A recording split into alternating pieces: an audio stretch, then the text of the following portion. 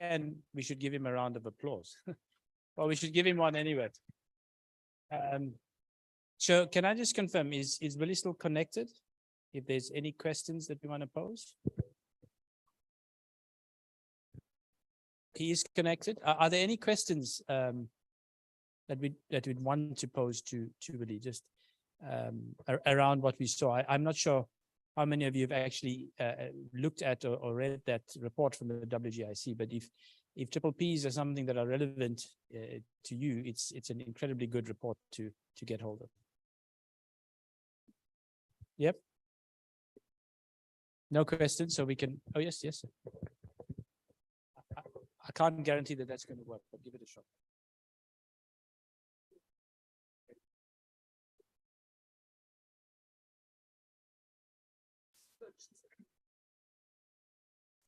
Hello. You just touched a little superficially about the risks related to, this PPP on geospatial. Can you elaborate a little bit more?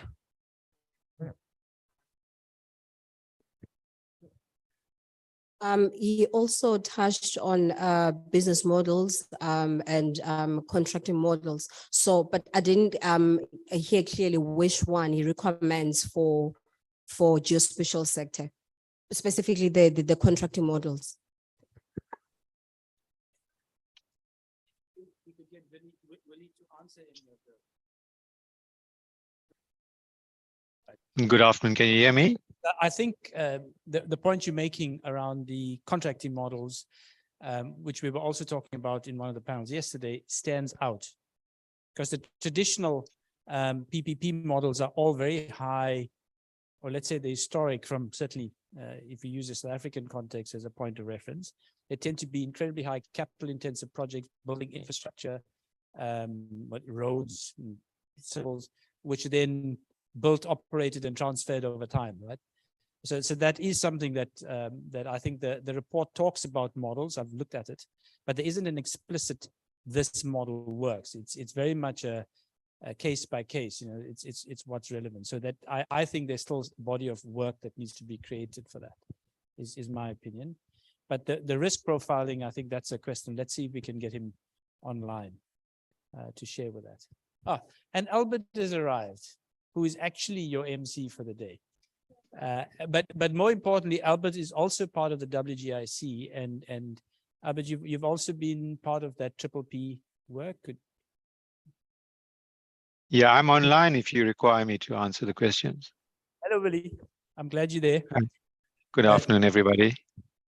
Did you hear the question? Should we repeat it? No, I do have. I heard the questions. Thank you. All right. Am I audible? Perfectly. Thank you. Yeah.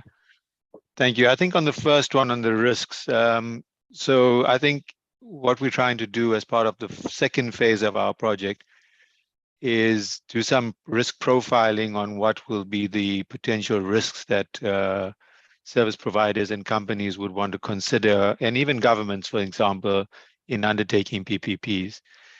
Typically, one would want to protect, firstly, the private sector parties, which would be looking at things like suitable legislation, government guarantees, political risk in the areas. And we're going to unpack that a bit more in our study in phase 2. And secondly, from the government perspective as well, what sort of risks they would have to cover in their contracts when dealing with long-term PPPs around it. Now, I think, Amal, you're right in terms of PPPs, the traditional models do work, but they're not clearly any defined ones in the geospatial sector, which is what we're trying to target around it. So that leads to the question of which business models would be most appropriate. So to answer the question, we didn't really put anything right now. We examined different models that could be applicable, but now what we're trying to do is basically work out the most applicable models for the different sectors within our industry. For example, in Earth observation, we will suggest which models would work, or in geospatial infrastructure, or in other areas, which business models are most appropriate for those sectors when doing PPPs. I hope that answers the question.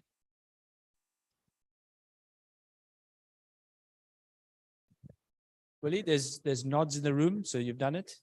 Thank you. And apologies for not being there in person.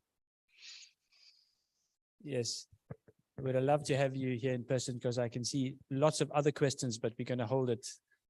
We're going to hold it there for now. Oh, geez. Albert creeps up on you. Did you see that? Welcome, Albert. There you go. Yeah. Thank you, Kamal. And sorry, everyone. It was difficult to go from one place to the other. Willie, are you still on the line? Yes, I am. Yeah. Oh, just wanted to say hi. I watched your video before, so I didn't miss anything. Thank you. Yeah, and thank you for joining. And I wish you were here in person, but I hope we're gonna have other opportunities to have you presenting and discussing PPP with our audience. Any more question? I think that's it, right? So thank you, really. And I guess you're gonna stay just in case you have to say something during the panel discussions. So I guess Kamal already said that, but welcome everyone. My name is Albert Momo. I'm the Vice President of Trimble in charge of Emerging Market and Funded Project, and a member of the WGIC PPP committee, actually. And I'm also the MC of the day. I mean, for the rest of the day. So yesterday, I mean, I don't know what you guys did before, right? So yesterday we had, good conversations on PPPs. Today we're going to continue that, and I know we also all looking forward to hear from the panelists that we're going to have here. But let me bring the second keynote speaker, which is Dr. Tidiane Ouattara from African Union, and he will talk about African PPP, the state of play.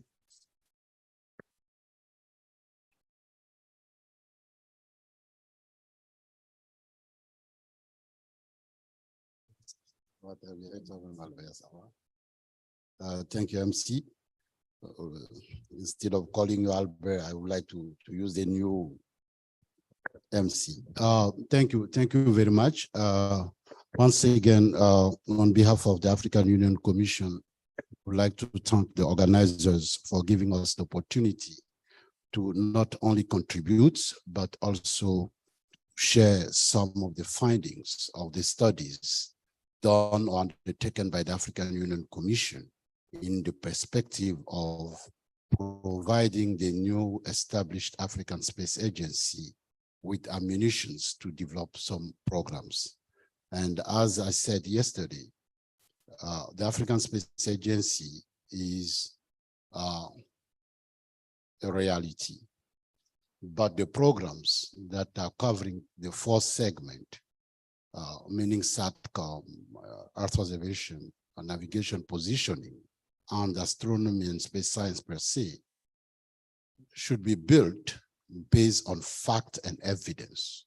But we are in a continent where it is very difficult to gather appropriate and, I would say, reliable and credible data.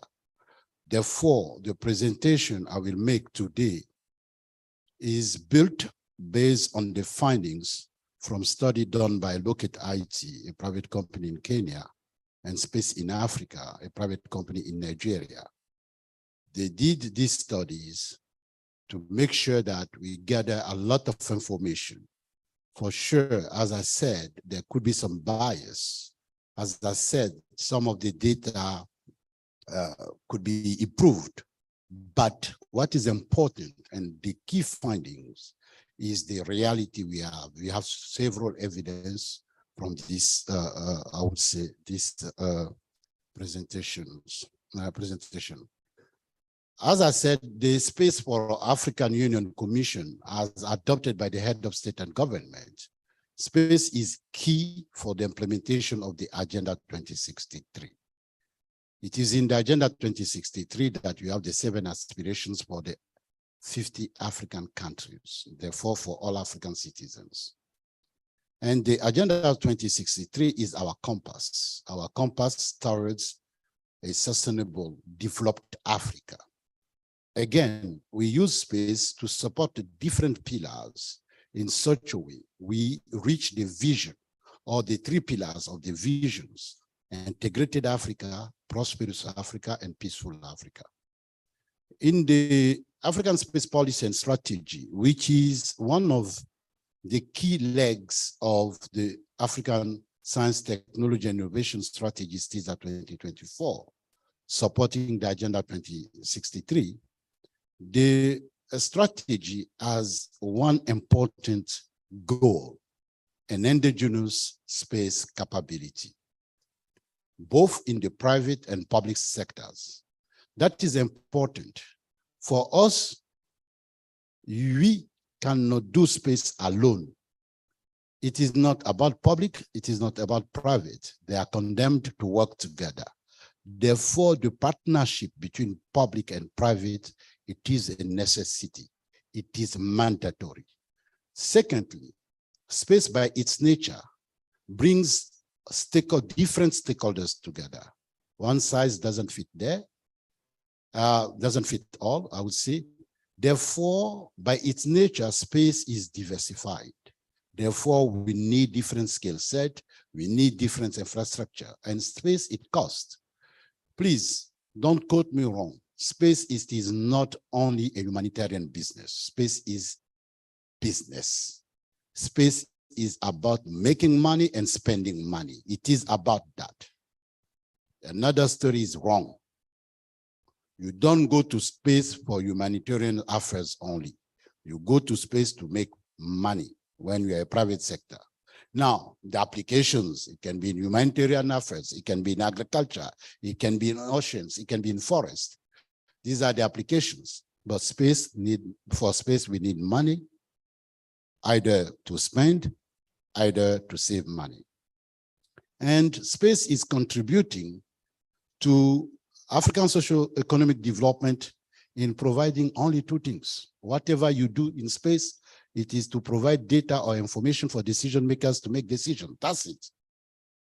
Some people were talking to me about, it's building satellite infrastructure. I said, you build satellites, you build infrastructure, bottom line, to do what? To provide data and information. Coming from this domain, after 30 years, that is the conclusion.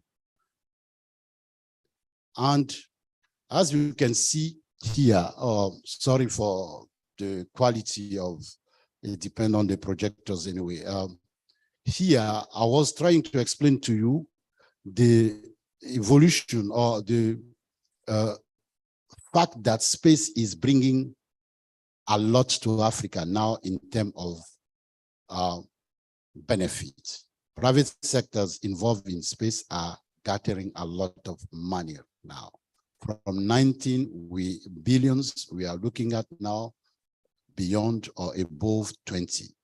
In 2026, we are even looking for more. This is the African space industry valuation. When you look at that, we have $19 billion. But when you look at the component, because we are the GEO, look at the Earth observation component, it is very small, very small. And this is important to underline that the fact that it is small, it is a sign that there is opportunity, a huge opportunity. Space is mainly used in Africa for television, for broadcasting things, etc. But the Earth observation component, and I was saying yesterday, we are facing a huge continent with a lot of natural resources that we need to manage. To be able to efficiently manage, you have to know your resources. Therefore, Earth observation is coming as an opportunity for us, and that work cannot be done by public sector. Last week in Kigali, at my speech there, I said, if we change the model, because in most of the African countries, the public sector is making the call for proposals, and it is the same public sector that is applying to get the contract. If we change the model to give more opportunity to private sector, to execute and implement and propose innovative solutions. And public sector will have a role to play. We'll see that. This is the African space industry projection, 22 billion. In that one, once again, the Earth observation component is very small. We have to look at how to increase that part in the landscape or the ecosystem of the space in Africa. Let's focus on Earth observation. As you can see in terms of Earth observation here, we are going from 150 million in 2019 to 170 million in 2021. There is an increase, but it is very small with respect to the opportunity, if you compare to the opportunities. And most of the time, we are talking about downstream data and product services in Africa. Let's look at also all the streams. Instead of looking at the downstreams, we can also start thinking of the infrastructure per se, and also I'm saying infrastructure, ground infrastructure, and space infrastructure. Why not? Now, this is an idea of Earth observation segment component, what it takes, what it is about. And you as expert, I will not spend time on that for your consideration. I was talking about infrastructure. When you look at the number of Earth observation satellites launched by countries, some people will tell me, oh, but these satellites are built in partnership with foreign countries. As I said, space cannot be afforded alone. And this collaboration with international partners, it is to encourage, and we even have to build the case in looking at the collaboration. These are the funded projects. You know, the top funding project over the last 20 years, you have an idea on that here. GMS in Africa, I have the privilege to coordinate the two phases together. We are talking about 55 million euro, you know, to develop services on marine and coastal areas. And also now, according to the studies, 65% of Earth observation institutions in Africa are private organizations. You can be surprised, but this is the reality. But are they in good shape? What is their size? These are the kind of questions. Now, when we look at the Earth observation, once again, allow us to say that we are just starting this kind of studies in Africa, and gathering data, it is not easy. Therefore, the sample we have here, the Earth observation is companies, we have 213. Now, how they are distributed, that is another thing. Now, this is the distribution. Once again, when you look at, you see South Africa, you see Kenya, you see Nigeria, and Egypt, and to some extent, Morocco. But when you look at all this picture, what is the reality on the ground?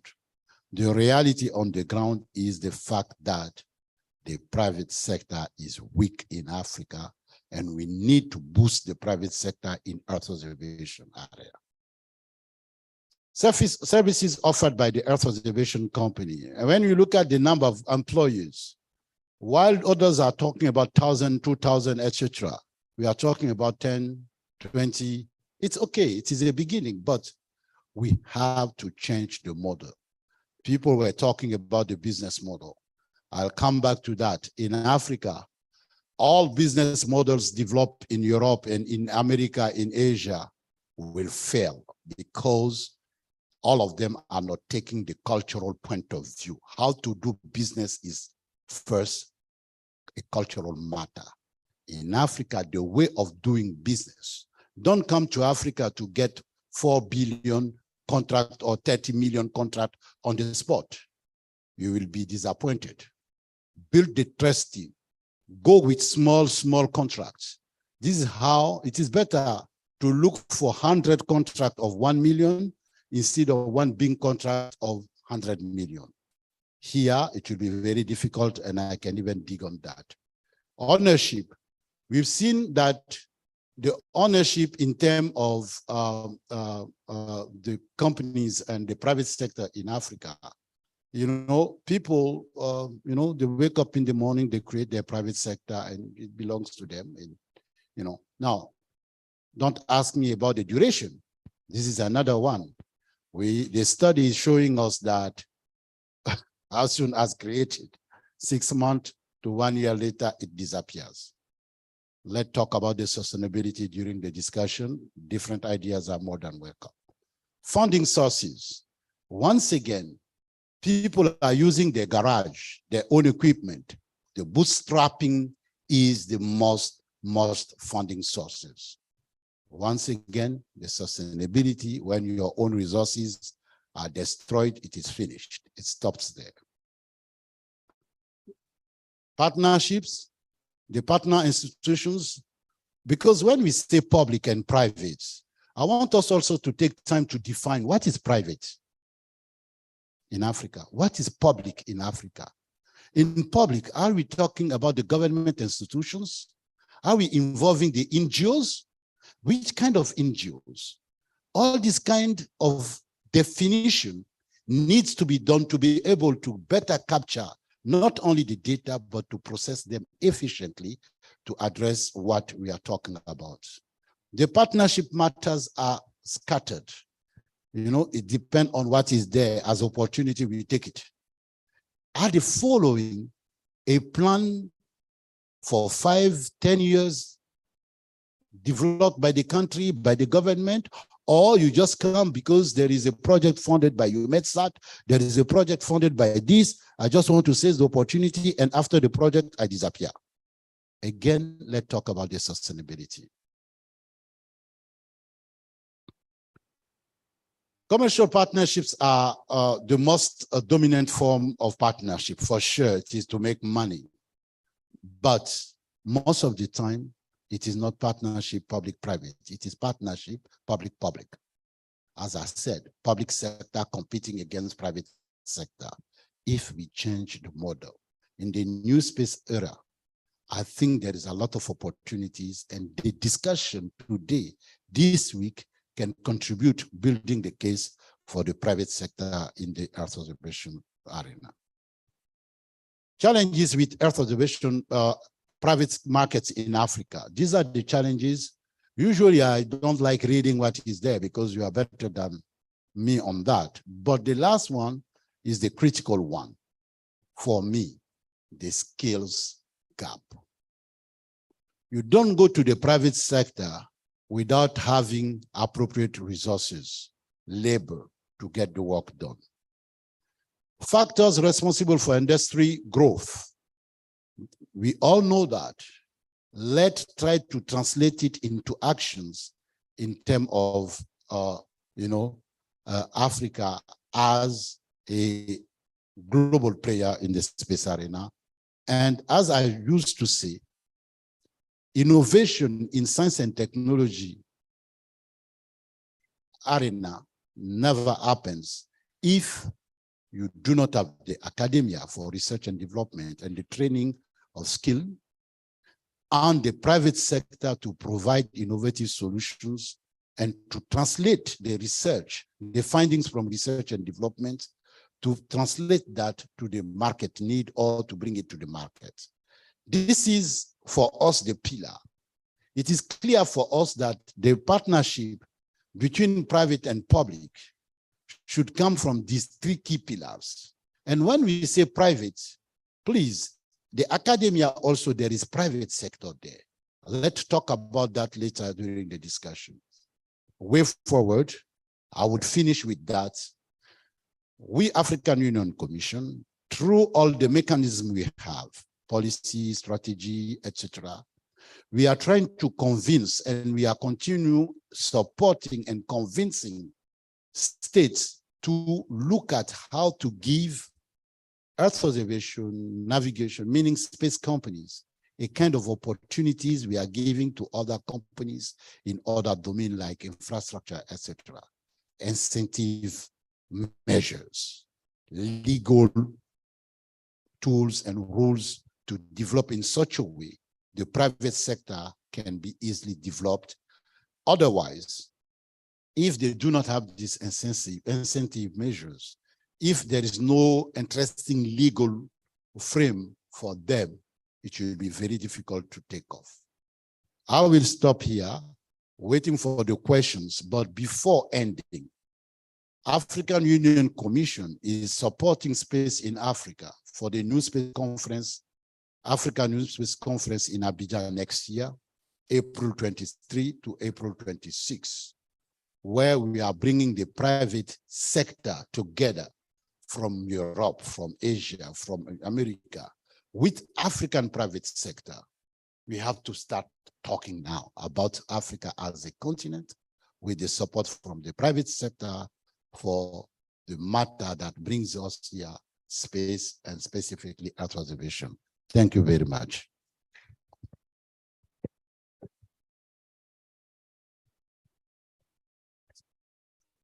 Thank you so much, Dr.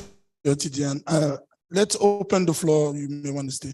Let's open the floor for questions, and before we move to the next step of this program. Is there any question in the room? A comment? Yes, please. I can bring you the microphone.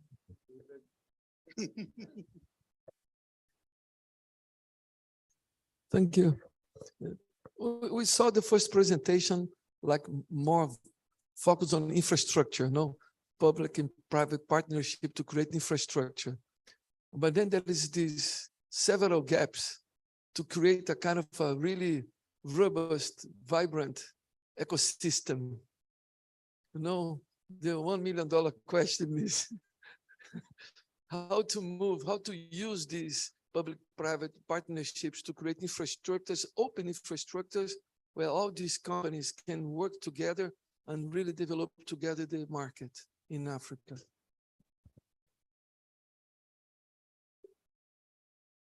Yeah, thank you, Jose, for your question. I would say for us, it is simple. The private sector in Africa, they don't talk to each other. This is the one of the interests of this conference, where we want to bring them together. As I said, space is about business. And when you do business, you should be in a win-win situation.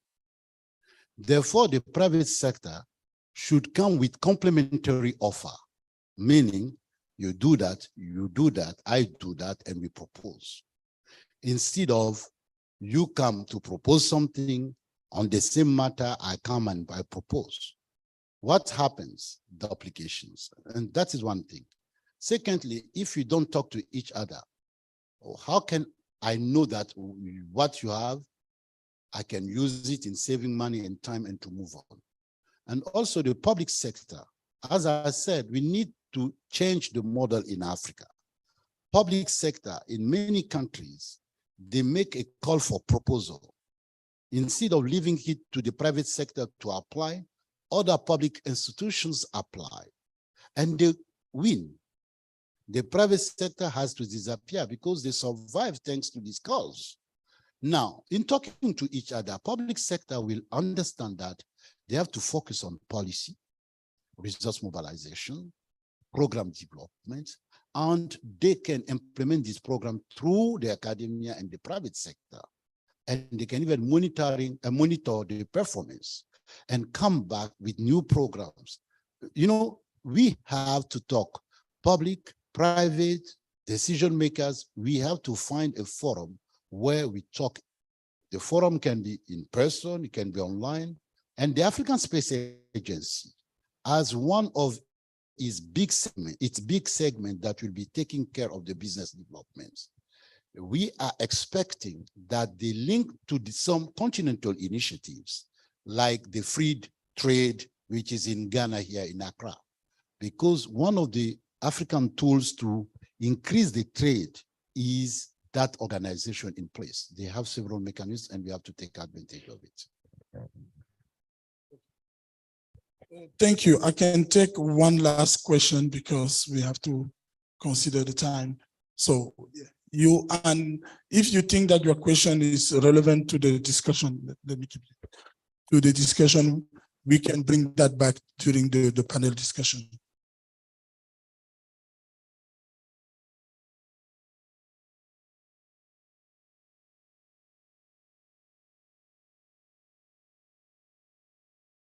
Yeah, thank you for that productive effort. I believe the PP initiative come on the basis of need. The public sector is governance. The private sectors are the people that are going to make business, to make profit when they render service. When you are talking of local PPP within each country to country, there are a lot of issues and problems. In most cases, people that are going to PPP with the government, they are disappointed at the end of the day. Now we are now talking of Africa. Even in the States, in a country, let's take Nigeria for an example. I'm from Nigeria. The government going to partnership arrangement with somebody. Ultimately, they are the government is still the big man in charge of determining what happened to the private. And ultimately, they prevail. When it now comes into African continent, what safeguard are you putting in position? Yesterday, when we were discussing, we were talking of non-governmental organization coming as an interface between the government and the private partners, so that at the end of the day, the one that goes through his own private effort does not lose at the end of the day. So what do you suggest? Do we need an interface between the public and private so that the negative effect of a private sector man going to business will not be in vain? Thank you, sir. Yeah, perhaps, as I said, there are several models. From my own opinion, we don't need. Engaging private sector, because currently in Africa, it is public sector that has the money. There are also those who are in need in translating their political or policy agenda into action and concrete deliverables to citizens. Therefore, it's up to them to put in place a frame, legal frame, meaning from where I'm coming, I did all my career in Canada before joining the African Union Commission. There is a way of doing business with the private sector. It's well written. A public sector cannot make a call when another public sector can apply. Interface or not, you have to make a decision on that. To say when there is a call for proposal, it should come, the proposal should come from the private sector. Therefore, the willingness to engage the private sector in the implementation, that is one thing. A policy, we have to be courageous to put in place a policy for the private sector development, not only on space. In every single country in Africa, when you go, they will tell you, we have a policy to develop the private sector, to create jobs, to create that, to create that. We are expecting that the space industry will fit in that. The NGOs, for me, the NGOs, they cannot be all over. They also have some niches. They also know how to get money. Some of them are getting money from government. Some of them are getting money from the private sector. Some of them are getting money from philanthropists. It is clear that the NGOs also, all of them are not neutral as we think. Some of them can be in conflict mode. Therefore, I do not have a specific answer to your question, which is a very relevant question. Depending on the situation, depending on the culture of the country, we can look at which models works. What is important is the decision to put in place policy, engaging and encouraging private sector development, legal framework to, to monitor and I would say to support that decision. And yes, people are talking of money. When you have these two legs already, usually you can start talking about mobilization of resources, either human capital or money. Thank you. Thank you so much, Dr. Tidiane Ouattara. And please, another round of applause for him. Yes. So let's move to the next phase of this discussion today, which is our first panel.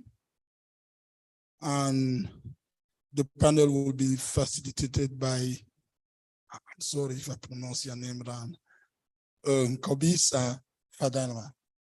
Fadana, right? Actually, Kobisa was the easiest one to pronounce. It's the Fadana that was difficult. So please let me invite you here and have your panelists also join. So the topic of discussion is recommended risk and reward model for a successful PPP. So the floor is yours.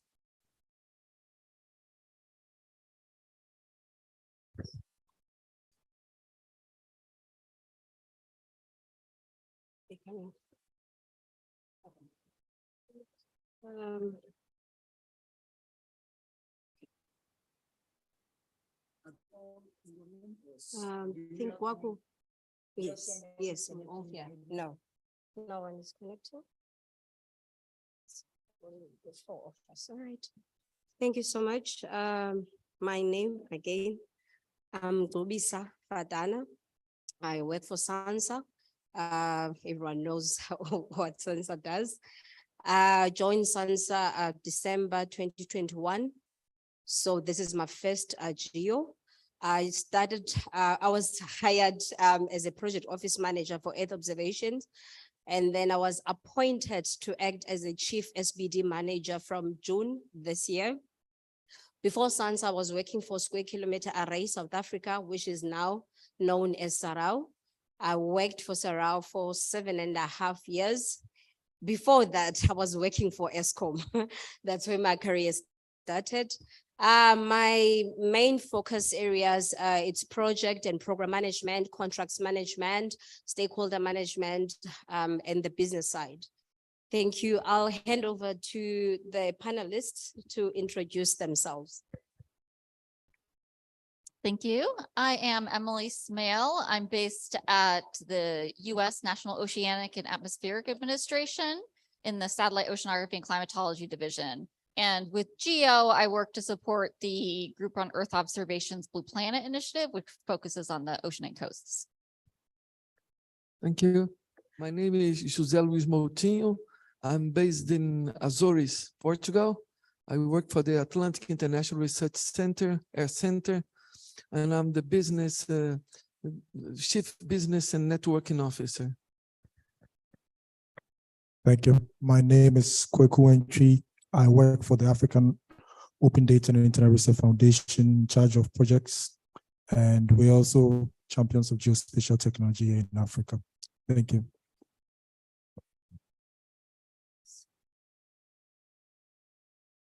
Oh, there's another one. Sorry.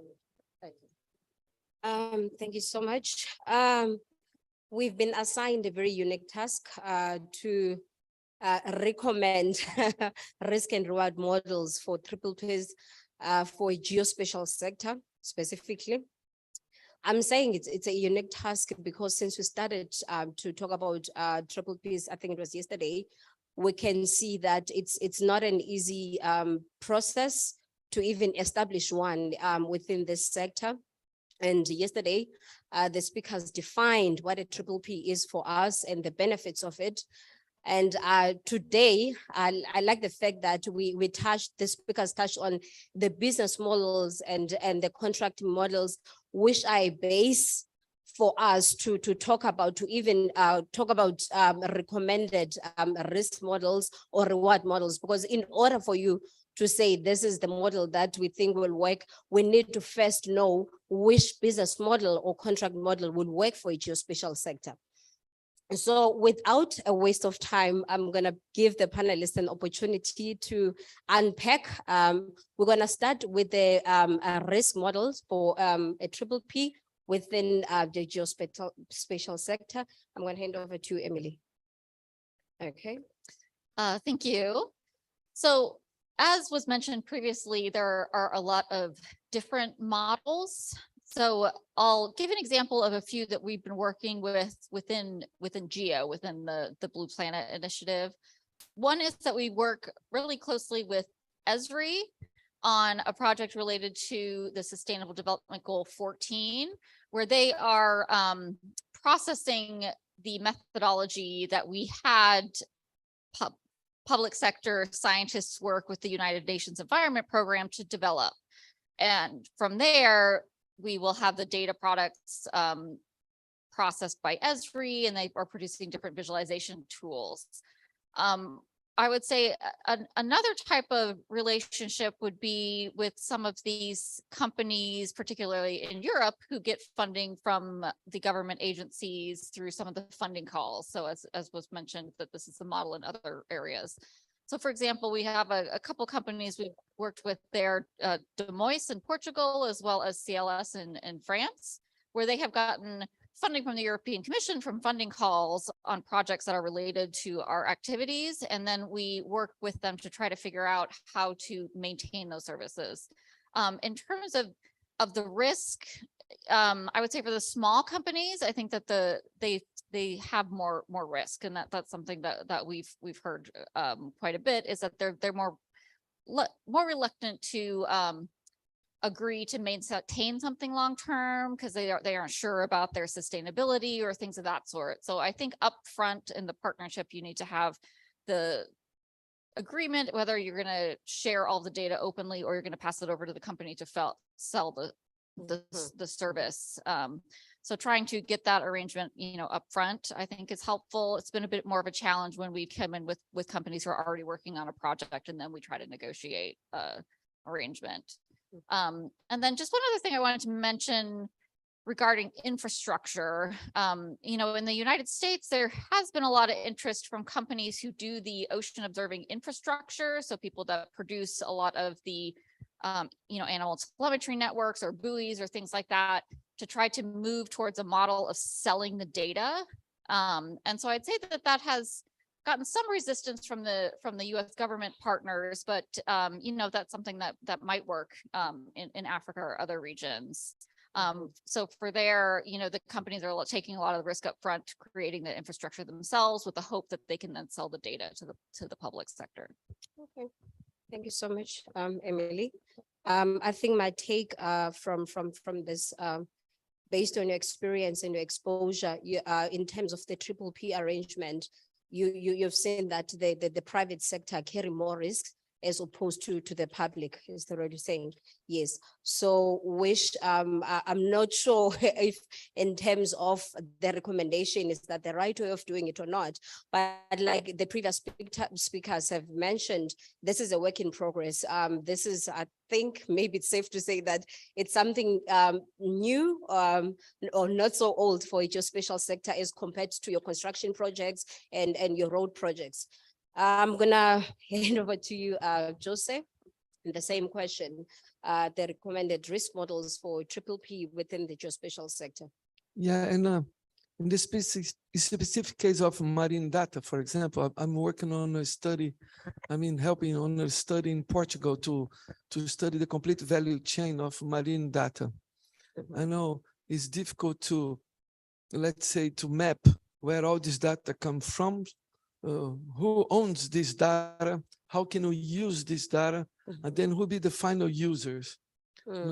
Sometimes the final user is something that we never expected before. In the case of Portugal, for example, surfers, we have this biggest wave in the world is Nazaré. So they really want to pay premium price to get this information in advance. Why is that? Because they're going to have to travel from all over the world to meet in one single place. So this kind is a very high valuable kind of data, very local, that only the local providers could at least make it available. So going back, we have to understand all these, where the risks are. We have to understand the whole value chain of this data. This is very important. But going back about the question of risks also, I'm now coordinating the implementation of the EU mission Restore of Ocean and Waters by 2030 in the Atlantic and the Arctic. And then the way European Commission did it to reduce the risks and involve the private sector was to have a very clear goals based on the idea of the mission, like a moonshot challenge. We have to go to the moon until by the end of the decade, and then bring back men alive, safe and sound, So basically that's what they created now in several areas. In our area, specifically on the Atlantic and the Arctic, is the restoration and preservation of coastal and marine ecosystems and biodiversity. And in this aspect, we will be funded to create an innovation ecosystem.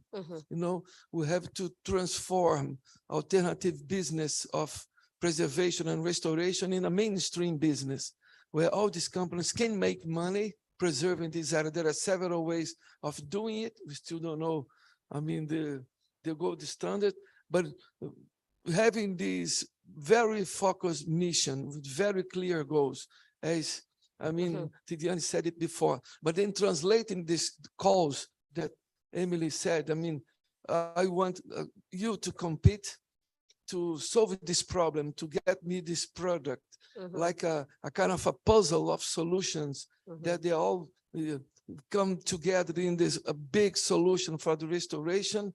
This is a really interesting way of involving private partners, and also, let's say minimizing the cost of restoration.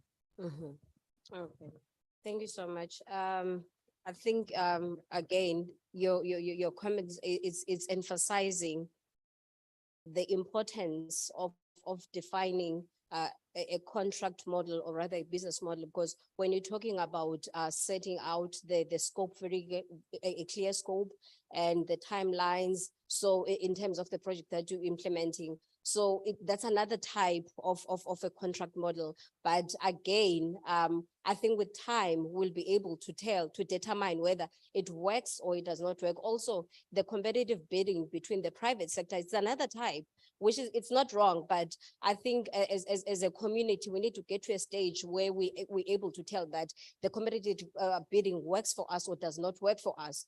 So yeah, thanks for that, Jose. Over to you, Kwaku. Yeah, thank you. I think first point is that in trying to establish these three partners, we have to see the points of incentives for each. Probably we're looking at it with more of a balanced approach, but in looking at it holistically, you would see that there are bigger partners than some others. So a government agency, for example, would probably be a very big institution with all these kinds of data which they'll have available to them. A private institution would be more proprietary, thinking about intellectual property, that kind of contracting models. And then the third point would be looking at what are the incentives for us to be able to have these kinds of partnerships in which we are mutually beneficial of these, but also looking at where there are factors of risks where you might say, okay, there's a give and take at a certain point in time, and that I'm willing to forego certain things, or I'm uncomfortable in foregoing these kinds of let's say my properties. You understand? So I think it's a beginning of something which is it's not really quite clear, unlike the kind of infrastructure you probably might have a road infrastructure, you might have a rail infrastructure. This is kind of mixed, both physical infrastructure and also proprietary infrastructure. So I believe that we have to look at it holistically, but it's more like a piecemeal basis in which we pick and choose where we can see the benefits and some kind of risk that we are willing to take. Okay. So that's a good one. And I think you emphasize it in terms of deciding on the risk model, it's dependent on the risk appetite. Yes, that's a very good point. Thanks for that, Kwaku. Okay, we're gonna move to the reward, which I think the two are interlinked, because when you talk about the risk, it also touches on the rewards. But I would like us again to talk about specifically unpacking the recommended reward models for a triple P in this industry. Over to you, Emily. Thank you. So, a couple examples in terms of reward that have in the US for funding PPPs is at NOAA, for example, we have a program called the Small Business Innovation, I believe it's research, a grant program, where if there is a technology that NOAA knows that they need, then they will put out a call to try to have competitions for small companies to develop tools.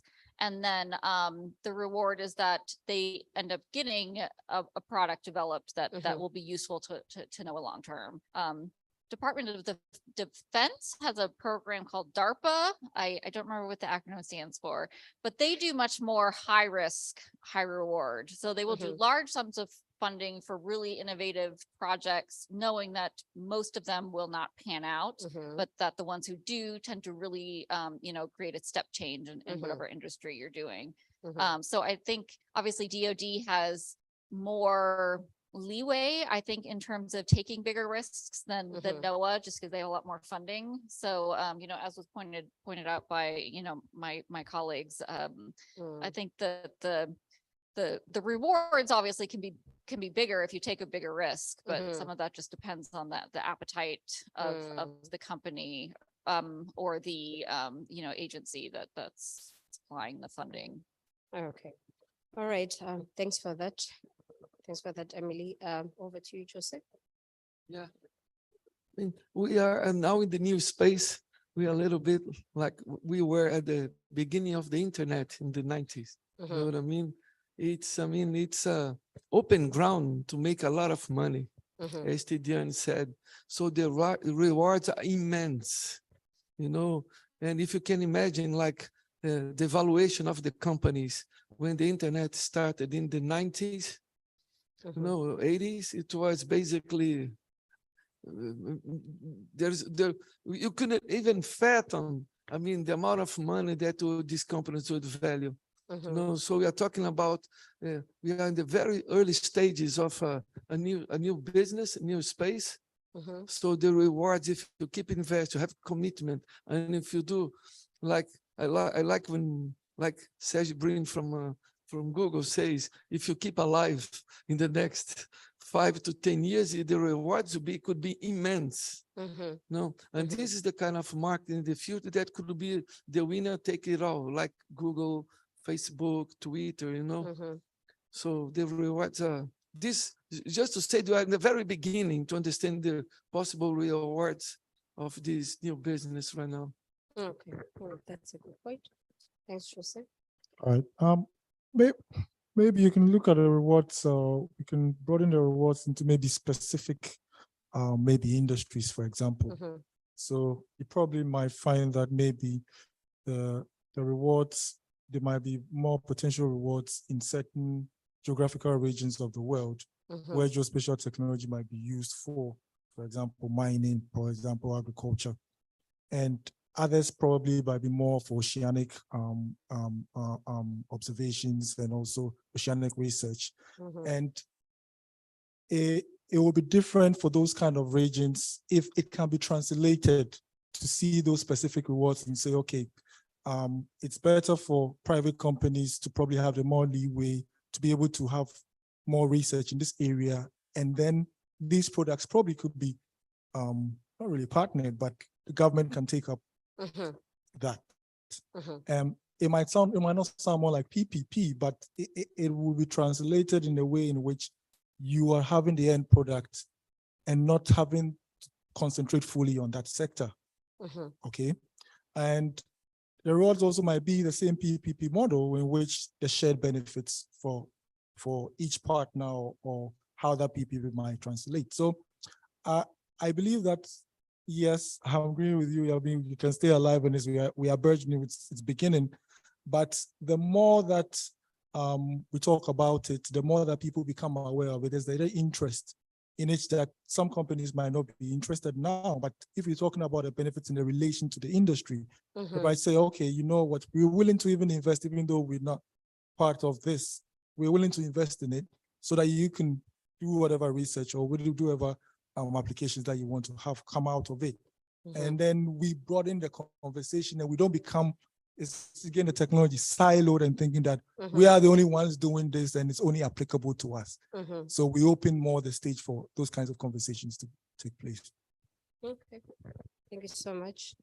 I think when I was thinking about the rewards, it was only for me, I was just thinking about monetary rewards, but I think you've expanded more. There's more than money. There are lots of rewards, more than money. Okay, that's good. Thanks, guys. I'm gonna open to the floor for questions, if there are any questions.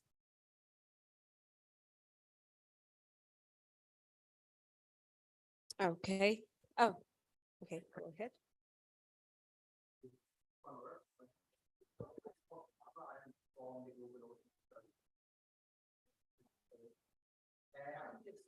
Discussion I was really interested in.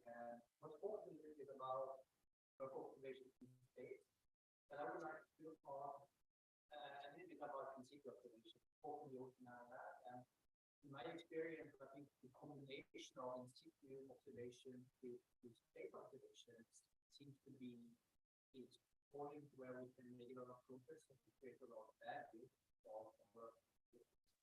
I think this is about making public partnership for creating instruments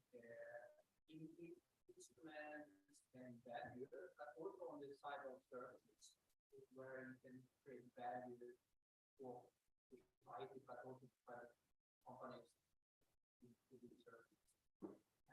So I would like to hear your point of view on merging in situ observation and space observation to the next week and maybe coming back to what we mentioned there, internet in markets, how that is. Who really know how that is go and so on.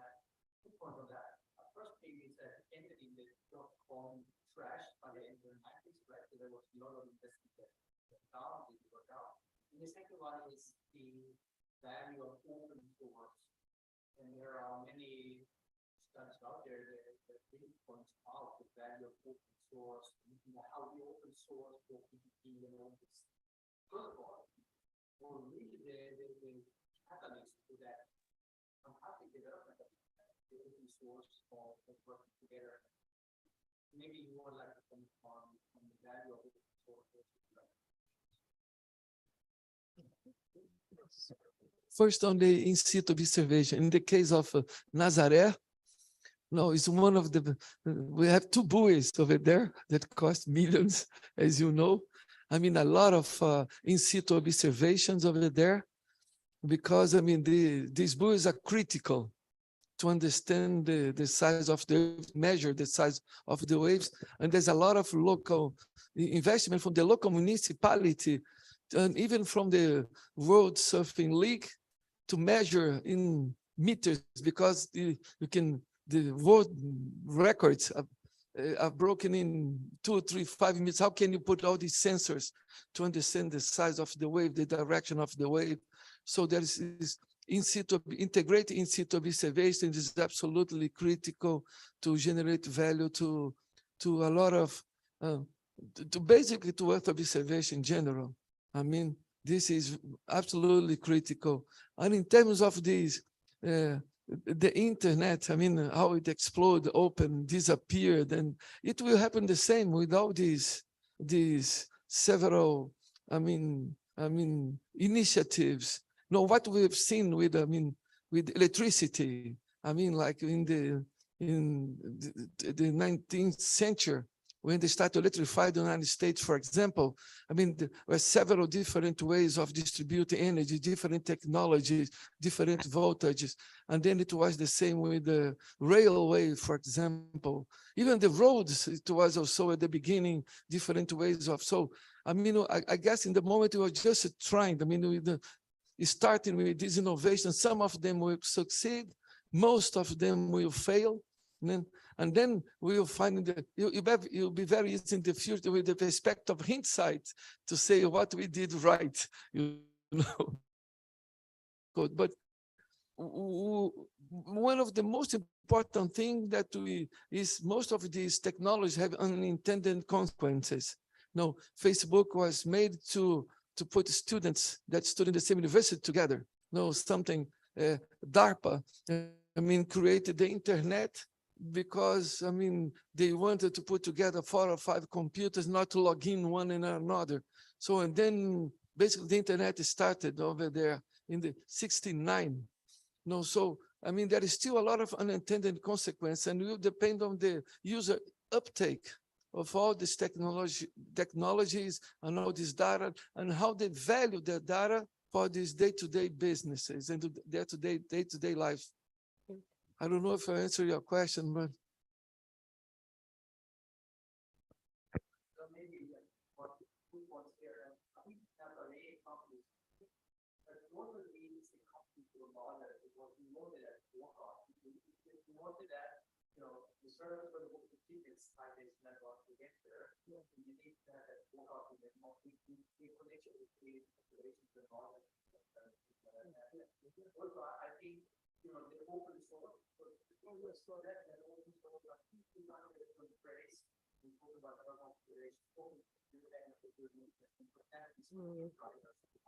Yeah, but open source doesn't mean free.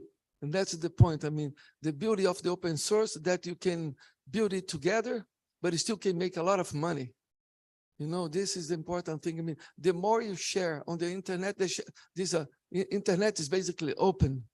You know, that's a good example. And there is a lot of these open sources, and one of the, maybe the most important, I mean, content management now, I mean, platform is, you can install it for free, but there are a lot of companies make a fortune developing service and products over these open source platform. So basically, open source is not about only providing data, but it's providing open platforms where people could build their business on top of it. And I'll just add for the, in situ observing systems, that the satellite data products for Earth observations require in situ validation to develop the products. And so that's something that's very important. And there also are places where, for example, on the coast of Ghana, it's very cloudy. So a lot of the satellite imagery to look at certain things just is very difficult to come by. So you really need to have the in situ observations. One thing that we've heard a lot is that one of the challenges with in situ observing systems is that they're currently very expensive. And so there's a lot of calls for trying to support innovation to make lower cost sensors that could be distributed widely and are also easy to maintain, because that's something that's also really difficult, is making sure your instrument is calibrated and it has all of the right upkeep and things like that. It can be very expensive. So for example, we had a symposium last week, and some people were saying, oh, Ghana should try to get a research vessel. And some of the representatives from the government said, no, because we could never maintain the upkeep. It would just be way too expensive.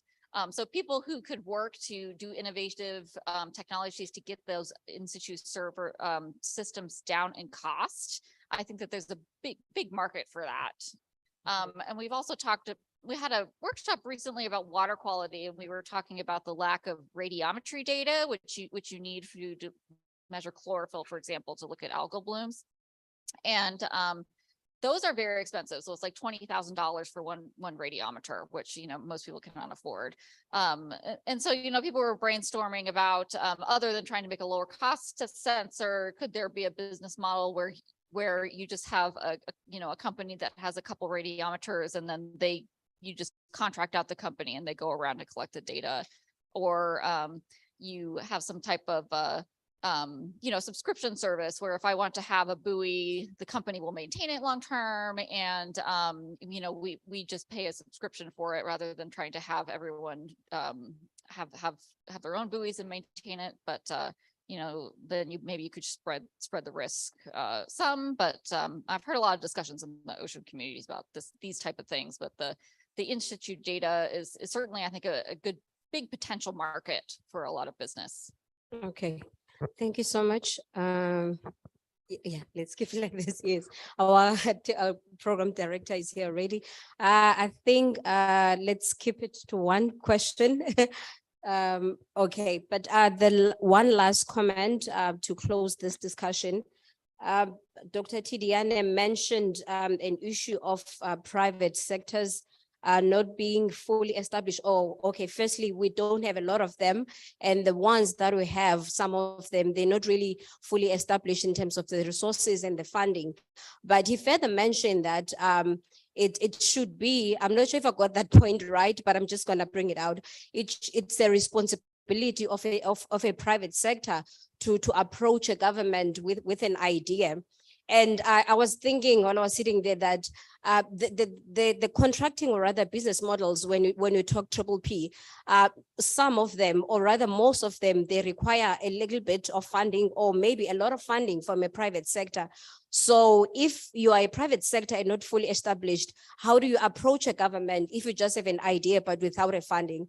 Okay, that was a closing note, but I'm just putting it out there because this is a very interesting topic, triple Ps in this industry, and ours was even more interesting to talk about recommended risks and rewards. And like I mentioned, they are determined or they're rather driven by the contract or the business model that has been chosen. All right, thank you so much. Over to you. Thanks, guys.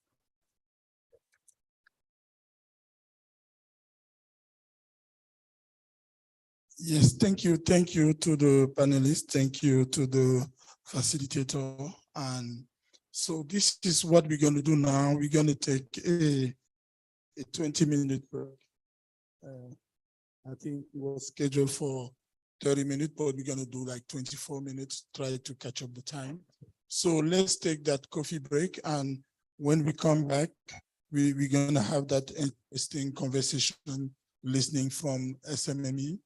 And then we're going to have another panel to close this year industry track. So let me back here at 4 p.m. Thank you.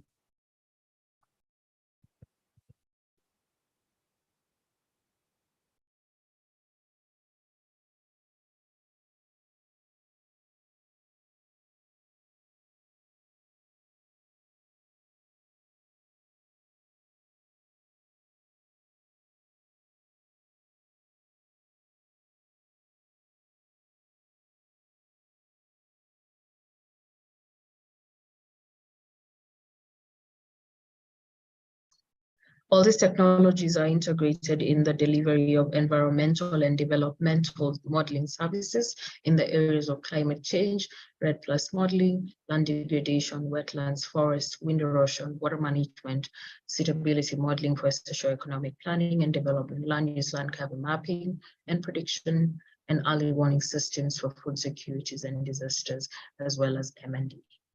Another key area of services that we offer are in the market research studies and surveys for Earth observation and geospatial industry-related research. We also are very high resolution satellite imagery from various global commercial companies. Lastly, in the geocommunication space, we do focus on the development of mapographic publications and map branding products that are used for communication and outreach missions. At Locateds, we strongly believe that our products and services are not an end, but a means to achieving sound societal impacts. We have thoughtfully and professionally designed our 3 I's framework in order to ensure successful delivery of the continuum of reliable information that translates to sustainable interventions and initiatives, and eventually translates to sustainable societal impacts at various scales, local to continental. And therefore, we believe that as a company, this 3 I's framework is what makes us stand out in a unique way. Our project portfolio in the recent past has entailed development of geo-ICT solutions, largely in the areas of environment and agriculture. As such, we have been a part of global initiatives such as the EU Horizon 2020 Agriculture's project that seeks to enhance food security in African agricultural systems with the support of remote sensing. We have also been a part of the GMS in Africa initiatives, and through our support to various institutions have developed dashboards or geoportals for various environmental monitoring solutions. Examples of this are and have been through the development of Miss Land Geoportal as a monitoring integrated service for land degradation in Africa for OSS, and also through the development of a tropical forest surveillance monitoring service and system in the Eastern Africa region for ICPAC. Last but not least, with the support of the French government funding and through a partnership with Airbus and other companies, we're implementing an agricultural project dubbed Kilimo that seeks to support local governments and smallholder farmers through the delivery of an integrated management information system to improve production in the county government of Vihiga in Kenya.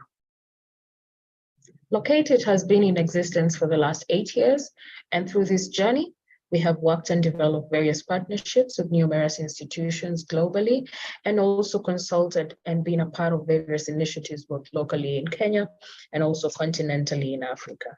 Just to name but a few, some of our partners and clients include Airbus, ESRI, GMB, African Union Commission, Regional Center for Mapping of Resources for Development, RCMRD, Observatoire du Sahel et du Sahara, OSS, GE Data, Southern Africa Census Services Center, on climate adaptation and land management, and also the IGAD Climate Predictions and Applications Centers, and Adapter Earth, as well as Massico and Robo and Climate Clubs. We therefore invite you to contact us for any form of partnership that is mutually beneficial to all, as we seek to sustainably transform our communities through the provision of geospatial solutions in Africa. Thank you.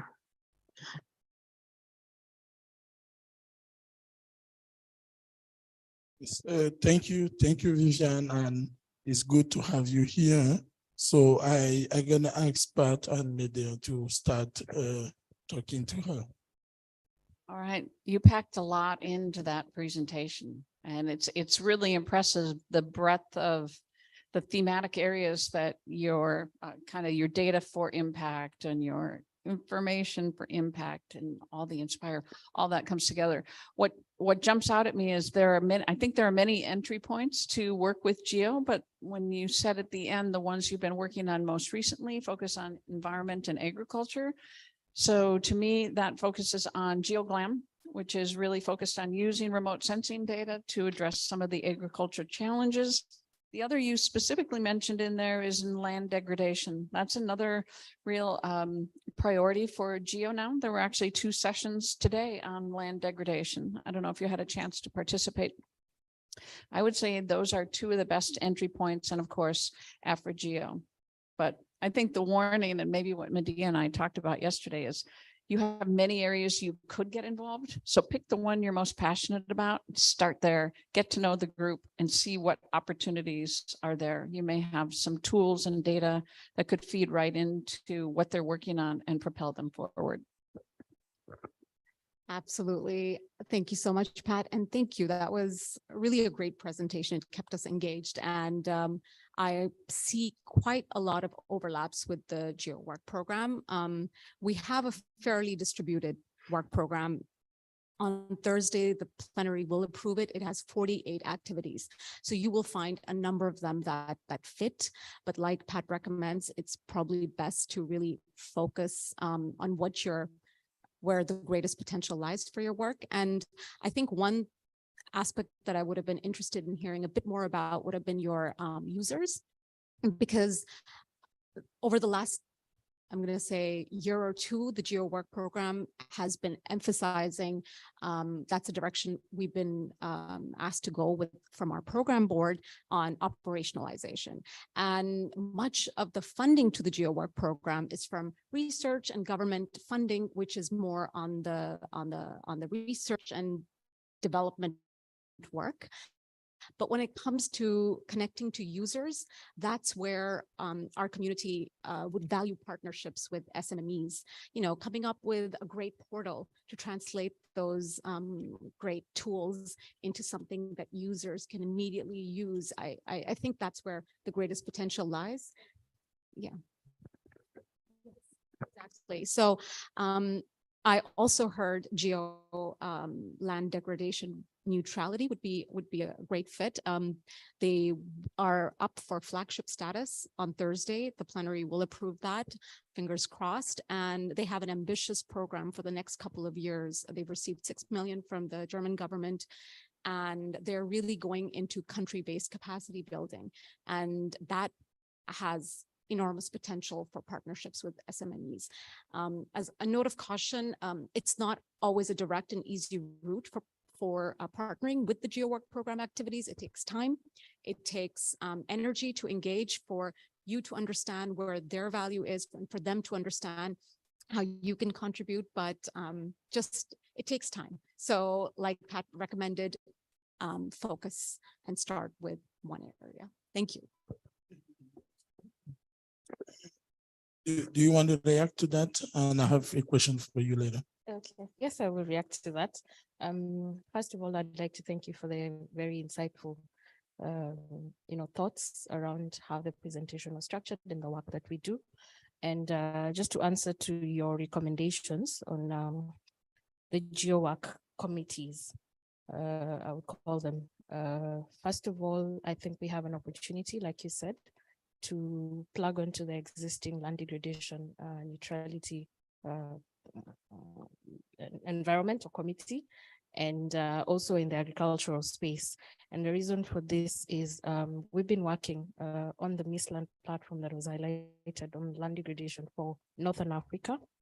But this year we have an opportunity to expand it to the entire continent. So as we speak, we're currently working to develop a continental monitoring platform for land degradation, and not just land degradation, but it brings into effect other focus areas such as land use, land cover changes, as well as forest changes and coastal erosion, as well as wind and water erosion.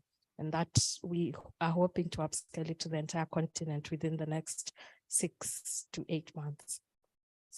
Yeah, so that's a good point for us maybe to start. But again, coming back to agriculture, that's an area that is really our key focus, largely because we like to see impact. And majority of the work we do, I would say that I would derive the utmost satisfaction from when I see that the input or the work that I give in geospatial technologies is actually delivered and transforms somebody else's life at the end of that value chain, who happens to be farmers. So coming back to the question on users and how to integrate them, I think we have an opportunity to showcase, but given the fact that geospatial technologies are quite diverse and look extremely difficult to comprehend for normal users, then we're trying to look at avenues to simplify how we communicate and how we deliver products of this technology. And if you could see that I talked about a product we call Mapographics, and Mapographics is purely an infographic. We're saying that we don't have to always end up with very long reports that talk about, geospatial or Earth observation work that has been done over time. But how else do we get to talk to the decision maker who happen to be our target users or fast users, as somebody talked about this morning, and also the end users who are such as farmers, who only want to see the transformation with the information that you give them, that they were able to act on it and deliver and, improve their productivity at the end of the day. Thank you. Okay, so I have 2 questions for you, Vivian. The first one, I noticed that you are making, I don't know if I will say a lot of money, but you're making money from programs that are funded by some agencies. So do you have any plan to generate money outside of those funding agencies? Do you have any plans to have some services, some products that you sell to a larger market? That was the first question. And the second one, I just want to know, who do you think are your main competitors and what is your differentiator? Okay, I'll start with the last question about the competition. I personally don't look at the other private companies as competition, but more of a collaboration, because in one case or the other, if you saw my last slide on the clients and partners, a lot of them, such as Esri, Airbus, are big geospatial companies that we have been able to leverage on because they're ahead of the game. I won't lie, you know, they've been there years. We leverage on their expertise. We're able to learn a lot more when we work together, just to ensure that we grow our potential as a small company based in Africa. Of course, there are quite a number, and the competition largely is not coming from this geospatial sector. The competition is coming from outside of the geospatial sector. It's mostly from the IT companies, because I think for them, they have been able to master how to package, you know, this sophisticated technologies in very simple ways to provide services, which for a very long time, we were lagging behind them. Thank you, Vivian, and another round of applause for her. Thank you, and good luck. So the next company is Open Forest Protocol, and we have the owner, which is Kevin Imani. So Kevin, can you please come here? And I think your company is based in Sweden, right? Okay, so we're going to play the video first and then have a chat with you. Hi. Is it you? Okay. Hey, everybody. My name is Kevin Imani. I am the forestation director, developer in Kenya for Open Forest Protocol. So I'm going to be talking to you and with you about what we do here in OFP. Let me just lower my camera here if possible. Hopefully you guys can see me. I'm trying to like put my camera in the middle. All right, so going off in the presentation. So basically what we do with Open Forest Protocol, I'll put it right here. So forest restoration is one of the most effective methods for mitigation or mitigating climate change, right? So that's something that we definitely have agreed upon with our team. So we have a few numbers here. Of course, some of you definitely know these numbers. About 11 million square kilometers of degraded land or deforested land is waiting for restoration, which is a lot. 33% of total emission reductions contribute towards nature-based solutions, which is also a relatively significant amount. And we only have about 78 years until rainforests are completely gone. So this is kind of like to show you a little bit of the urgency and also the contribution that forest restoration can provide for mitigating climate change.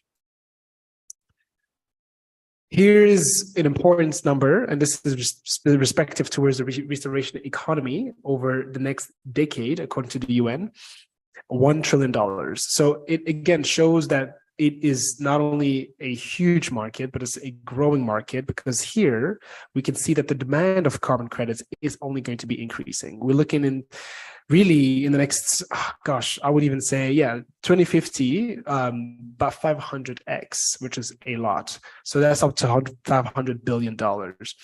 So with respective of the carbon credit increase in the market in general, I think we have a responsibility to think about really what is it that is holding back for forest restoration and conservation grasp this opportunity. And really here, it goes back into some of the problems that we've noticed inside the industry about this. So one of the overarching problems that we've identified is that the lack of reliable and accessible measurement, reporting, and verification is really significant. So here on the first point, it says lack of transparency in reporting. This is really an issue, because if you think about, the problem of a lot of projects that have in terms of provide transparency of the reports and the reporting of the forest activities, very significant in respective to the larger overarching problem to access this market. Lack of trust. generated in carbon credits. That's also an issue. Existing accreditation process is expensive. We know that. And also the lack of standardization among different projects. So really the lack of trust, transparency, the cost effectiveness, and the lack of standardization makes it incredibly difficult and almost unattainable for a lot of restoration projects to access the growing carbon market. So Open Forest Protocol provides a solution to that, which is an open source platform for communal verification and reporting of forest data at scale. How does this work? So we've streamlined MRV for forest projects. So we have forest projects registered as an NFT, a non-fungible token, which will become a digital asset, a unique one that will interpret and identify the activity that's been done in a specific place for a forest operator. Then the field data will be collected, uploaded to the network. We have validators, which is our, let's say, our safeguard mechanism to ensure the accuracy of within our MRV model, which are validators who are going to be literally voting and looking at the authenticity of the information provided by the field data. And then we'll verify the field data on-chain with on-chain carbon credits minted. So that's the entire process in a nutshell. Here you see the project that we have. We have a Forester app, which is the application that field agents will use to collect tree data. We have a dashboard, which you'll be able, as a project owner, to see the entire visibility end-to-end of your tree growth and the information that's been uploaded. And then we also have the Explorer, which is, you know, the practical, let's say, the Google interface of all forested projects that have been verified on our ecosystem. So here you can see how the mobile app works. Technically speaking, really, it's relatively straightforward. After registering your project and identifying the monitoring zone, the field agents will be assigned, and they themselves will have an application called the Forester app, the mobile app, that they can download and really access that exact identified monitoring zone that has been delineated by the project owner, and they'll go into the field and collect data. So you see S1, S2, S3 stands for sample. Each sample zone has a geolocation, and then they will go into that zone and measure trees, right? So here you see, for example, this is tree 3. You can add more trees, so you'll take the status, which is either be dead, alive, or damaged. Height of the tree, the trunk diameter, tree photo, we label it, and then it's technically stored into the application. And once you have connection, you can upload it or submit it to the dashboard. Here you see the actual dashboard as you actually are uploading a project. So each new project you have, you'll be able to say project developer, to type the name, the duration of the project, the budget as well, funders, and then also additional project description. Now, this is really important. I mean, very interesting, actually, because part of the reason is that of adding this information is that we're allowing for the entire community to also see the work that you have been doing and are doing as a project owner, as an organization with different projects on your field. So here, the dashboard, the validators. So really, it's a user-friendly web app that lets really the validators access the project data upload to validate, and also, of course, if needed, to challenge the information. And more than happy to discuss about this later on as well. We also have a team that's an expert. We have an expert in the validator component of the MRV as well. Here you see the Explorer, which is really cool because now you have an on-chain, not only, well, your project is on-chain now, so it's been validated through our standard, and now everybody in the world can look up what you've been doing, look at the description of the project, and really sort of like follow equally the process of the tree growth and the evolution of your project.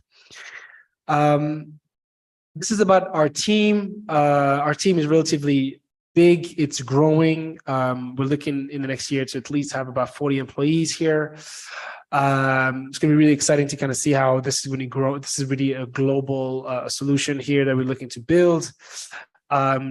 yeah, and I would say here very briefly in terms of our location, we're spread really around the world. So the headquarters in Geneva, Switzerland.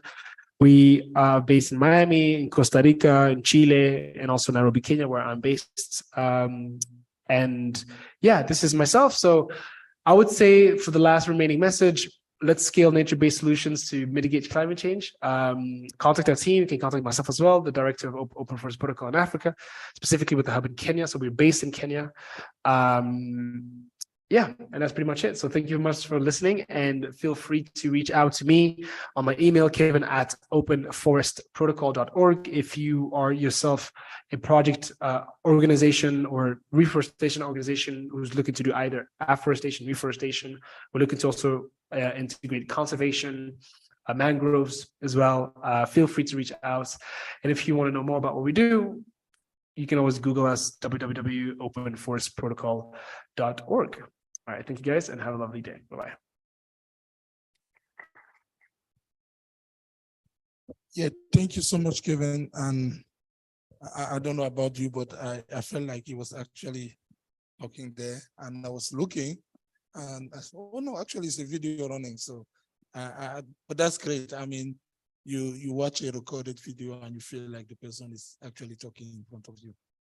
So same thing here. I'm gonna let Pat and Madia. I think this is really interesting. I think the whole attitude of the applications and the approach is very GEO, very inclusive, very let's figure out how to do it simply and put it in everybody's hands.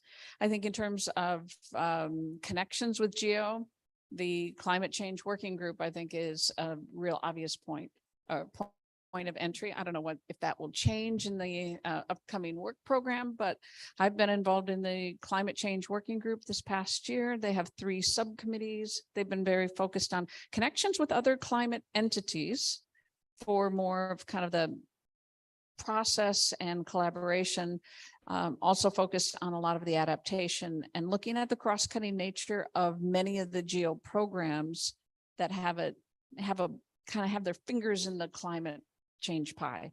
So I think the climate change working group is a great place to start. On the higher level, I would say the GEO Eco on ecosystems and GeoBond on biodiversity are also worth looking at. And I'm going to end it there because I know we're supposed to be snappy. Great presentation, Kevin. Seriously, that was great. And also the fact that you'd identified such a specific problem and such a focused solution.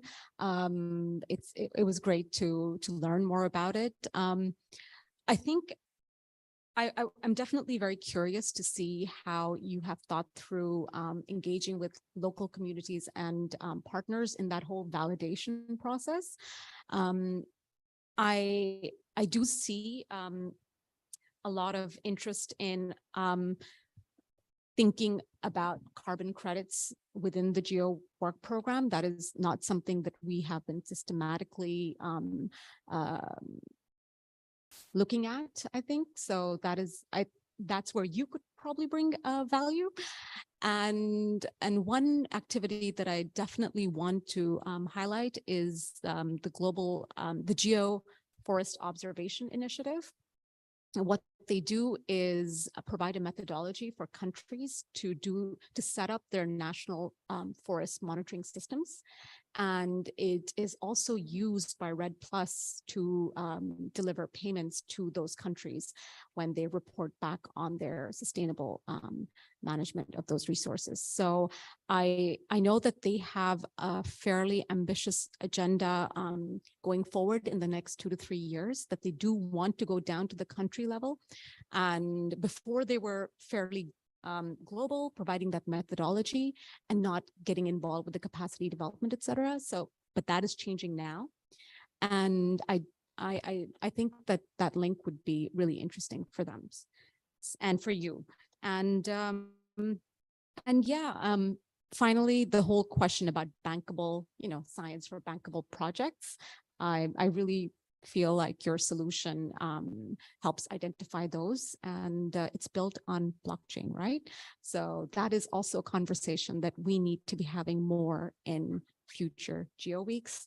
And so thank you for bringing that to us. Okay, let me add my question to it, and then you're gonna have the opportunity to react. Like I say, I usually just have like my business hat, so my question is always business related.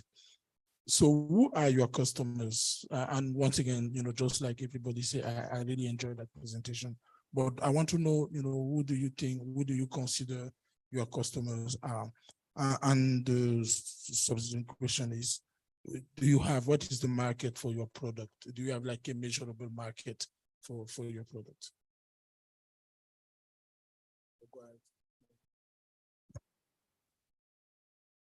Thank you. Thank you for the recommendations. We are definitely interested in not only learning what GEO has been thinking about in respect of carbon credits, MRV solutions, and especially engaging with governments and governments. So yeah, definitely happy to engage in conversations on that. So just I respond to some of the questions that I heard. One about the local communities and our partners and how we sort of engage with MRV with that, which is really important. So at this current stage, and this will slightly respond also in terms of our customers, but not entirely, but I'll circle back around with that. Projects that are currently planting trees as a reforestation activity, which our standard understands that as trees that have been planted within the 5-year period. Beyond that, we'll consider it more as conservation, preservation, depending on the methodologies. That's right now what our methodology is targeted for. Because the biggest sort of value that we're trying to provide is making carbon market more accessible. In order to make it more accessible, the project needs to be eligible for carbon. Not every project is eligible. So for example, if you're listed on another carbon credit, another carbon platform or market, that will hinge on double counting, which we don't want to happen. If there is an additionality, meaning if this project could not have happened unless it was financed through carbon credits, then that also needs to be considered. So there's a few different considerations that we need to make sure that we think in mind, because of course the credits needs to have value because the market needs to be able to give money to it. So the local community, most of the people that we engage with are those that never really had access to this market. They hear about it. They hear, like I mentioned, that's going to grow, but they never see the money. And if we can't find monetary incentives to keep trees into the ground, well, the trees will be cut. It's purely about options. So yeah, it's just kind of engaging with communities that don't have access to that and kind of explaining them the value that they have in the carbon dioxide that gets absorbed by the trees, and that there's actually money to be made here. And it's just a question of how and whatnot. So it's just kind of like we very much engage with communities for that, because also we need to ensure that the trees will not be cut in 10 years for timber activities or selling charcoal. So that's sort of very on the ground, back and forth onboarding process. That's something that we consider a lot. So in response towards the customers and the market sort of product, at least the target audience. So there's a few ways. So like I mentioned, our current methodology is, and we think about it in phases. So now we've rolled out the MRV component, which is the monitoring, reporting, and verification. And that means that a project can register the project, and they can now sort of delineate the project area and establish a monitoring zone. If, let's say, they have, I don't know, some projects have received funding to plant trees in a specific zone, so they want to start doing the monitoring there. The sample plots will be established, and they can assign a field agent. Anybody can be a field agent, go there, collect the tree data. And then the validators, which have a period of 30 days, can now vote. That process is live. That's ready to go. Any project can do that.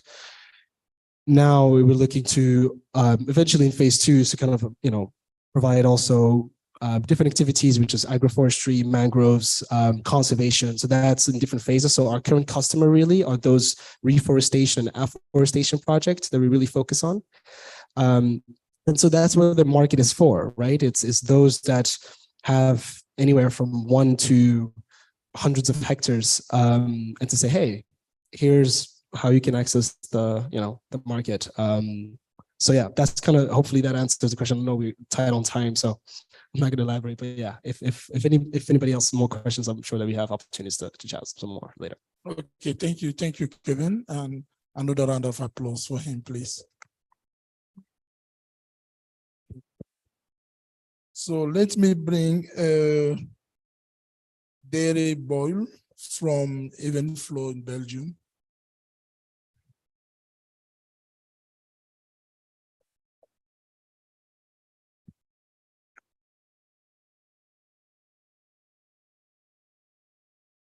And I'm going to play the video.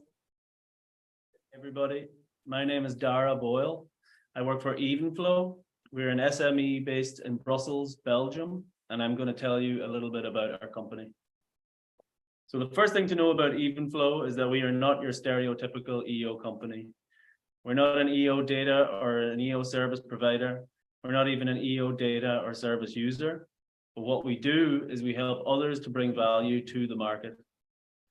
So one of the first pillars of the company is that we create insights.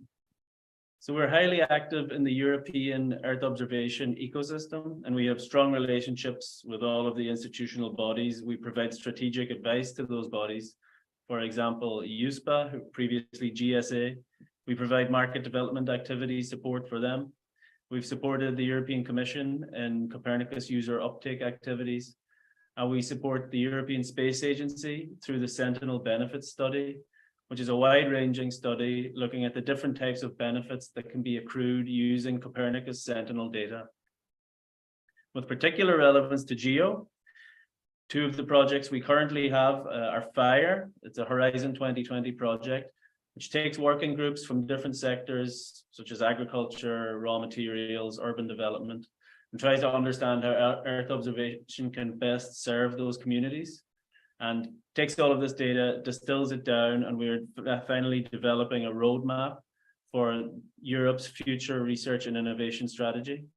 The EnCase project is another interesting project we're involved with, and it's taking the GEO data sharing and data management principles and trying to understand how these can best be applied to in situ data, particularly for the monitoring of environmental compliance. Another pillar of the company is that we support innovation. So again, with particular relevance to GEO, I'd like to speak about the eShape project for a little while.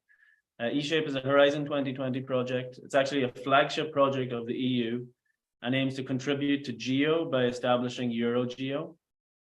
Within eShape, there are actually 37 pilots, each of which is developing an EO-based innovation. There's a lot of public and private entities involved in this project, which brings the PPP element to this presentation. So within eShape, Evenflow are actually supporting all of the 37 pilots, helping each of them develop a business plan. eShape also contributes to GEO by contributing a lot of data to the GEO Knowledge Hub, and also the EO maturity indicators methodology. This was a methodology for trying to understand how mature the uptake of EO data was in different countries. It was first developed in a different project, but has been refined further under eShape. So as part of eShape, Evenflow are developing what we call the Sustainability Booster. The Sustainability Booster will be a commercial service launched early next year, where space tech startups and SMEs can come and avail of a suite of services, for example, market intelligence support, business planning support, legal and IP advice, or investment and funding advice. As part of the Sustainability Booster also, we're developing several tools. One such tool is the Space Tech Valuation Tool. So if you're an SME or a startup and you are looking to raise funding, you can actually get a full 360-degree view of your company, have it evaluated, and use this as part of the information for your funding round. There will also be an investment landscape navigator So this is a database where investors can come and SMEs can register, so they can display the types of services they're doing and hopefully connect with potential investors. So there are several other examples of how Evenflow provides commercialization support. For example, the Sabele project, this was a huge Horizon 2020 project, and it was looking into how high performance computing can be used in precision agriculture and precision livestock farming. We actually wrote the final sustainability and business plan for this project. We did the same for EOMORAS, which was looking at how Earth observation can be used to monitor inland and coastal water. And again, the same for the Apollo project, again, a Horizon project, which was looking at how precision agriculture and Earth observation can be used for smallholder farmers in Europe. And what we consider the third pillar of the company is our communications activities. We have several communications activities ongoing as we speak. A very interesting project is actually the eOrigins project. This is a European Space Agency funded, and it looks into how blockchain technologies can be used in conjunction with Earth observation data to help verify and monitor food supply chains all around the world. We're providing communication support for that. Another project we've done that for also was the Parsec project. This was a business accelerator supporting EO innovations in Europe. And then several of the main institutional bodies, we provide communication support to them also. For example, ECMWF and the various Copernicus services, the Copernicus Climate Change Service and the Copernicus Atmospheric Monitoring Service. And finally, the European Environment Agency. We provided them with communication support for their in situ component. So that was a very high level overview of some of the activities that Evenflow are involved with.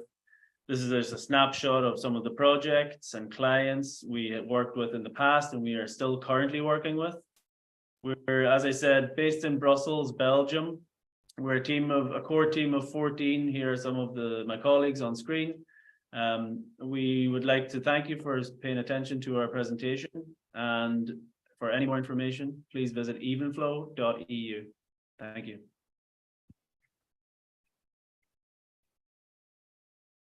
Yeah, thank you so much, Daddy, and Pat and Medea.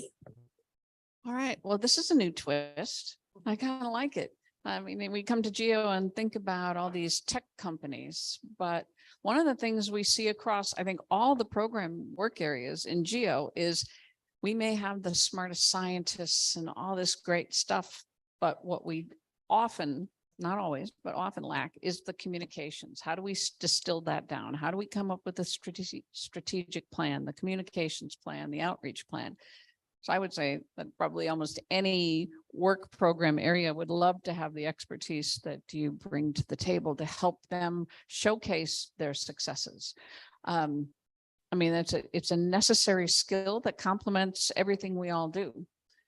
Even if we're a GIS software company, if we can't communicate what we do, we're not going to be successful. If we're a GEO work program area and we're doing great work on forests or ecosystems or wildfires, if we can't communicate that out, we're just doing this work, but not getting to the benefit part.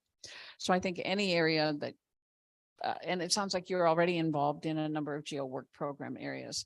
One that's top of my mind because I was in a session this morning on that is GEO value. And I think there would be a really good fit there. They're really looking at the how to quantify both qualitative and quantitative assessment or evaluation of the benefits of Earth observations data and the work of the GEO programs. And I think that is an area that this kind of strategic thinking in how to do that assessment, how to implement it, and then how to communicate that would be a real benefit to GEO and might be a really good fit for your skill set. That would be my number one. Thank you. And thank you, Daria, for that great presentation. I agree with Pat. We need to figure out a way to disseminate the work that takes place effectively within parts of the GEO community and communicate better to the GEO work program activities that would benefit from the work that clearly you have done and you have done well. eShape is we're already looking to eShape to inform some of the directions that we're going with in terms of the GEO work program integration and scaling, including their co-design methodology. So perhaps we can talk a little bit more about that separately. And see how to draw you in. I was also curious about how you are, if you are thinking about the EU's corporate sustainability reporting directive and ESG requirements that are blowing up. At the end of 2024, I believe it's 45,000 companies that will need to report on their value chains in a way that they've never done before. And I see that as a huge opportunity for EO. And from the few conversations that we've had, we've heard that they're grappling. So curious to know if you are looking at that, and I will stop there. Thank you. Yes, on my side, I really don't have a question, but I have two ideas. So listening to you, I can see your company offering some type of B2B services in the mature market, and I think you're already doing that. And I can also see you as a consultant to funding agencies and to countries. But I was wondering, and that would be probably the question, if you are considering partnering with large organizations like the private sectors, because I think you can add to some companies' value proposition. I don't see it as really a formal partnership, but I see your company playing an initial role, you know, in opening the market, in providing advice to either the funding agency or the country, the beneficiary country, before having, you know, the large players coming into the picture because someone did that work for them. So is it something that you consider also? Thanks. Hi, everybody. Well, to answer your question, we actually haven't really done a whole lot of B2B so far. The company is 8 years old, and most of our revenues actually come from B2G. So working for the European Commission, working for the likes of ESA. But what I mentioned in the presentation for the sustainability booster, it's being funded still under technically B2G, the eShape project.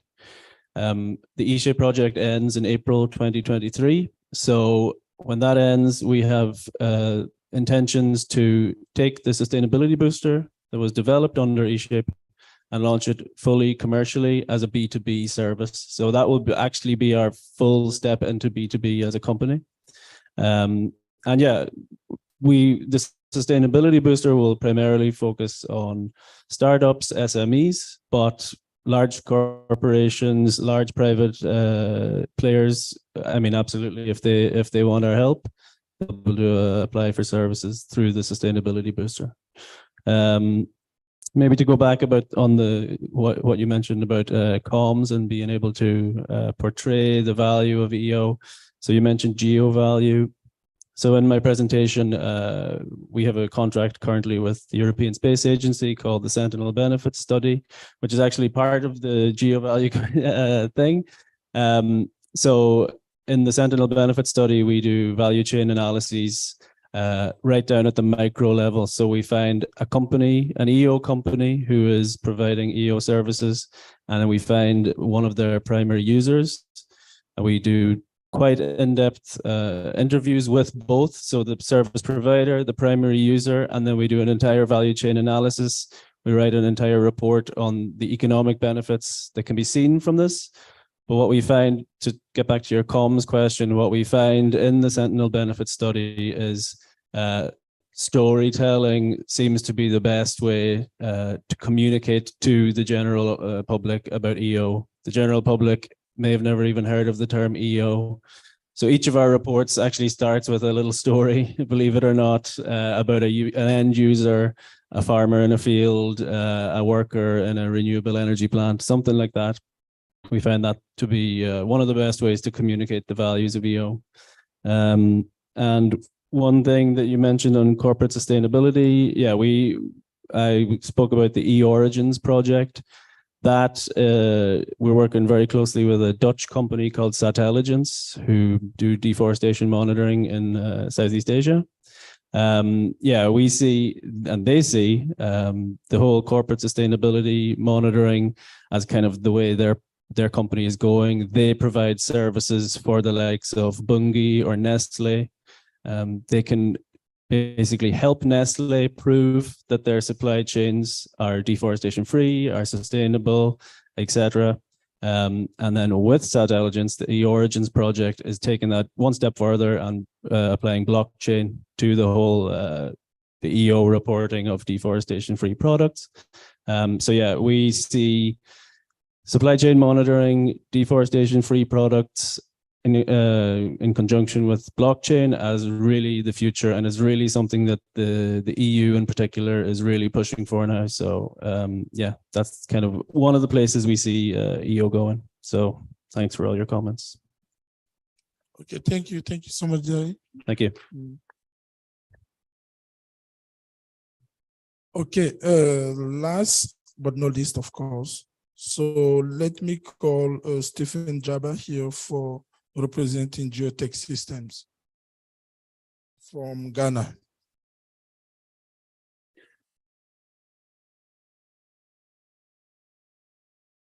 Its global navigation satellite systems, GNSS, have experienced unprecedented growth due to the rapid development in satellite-based precision and its application across various sectors.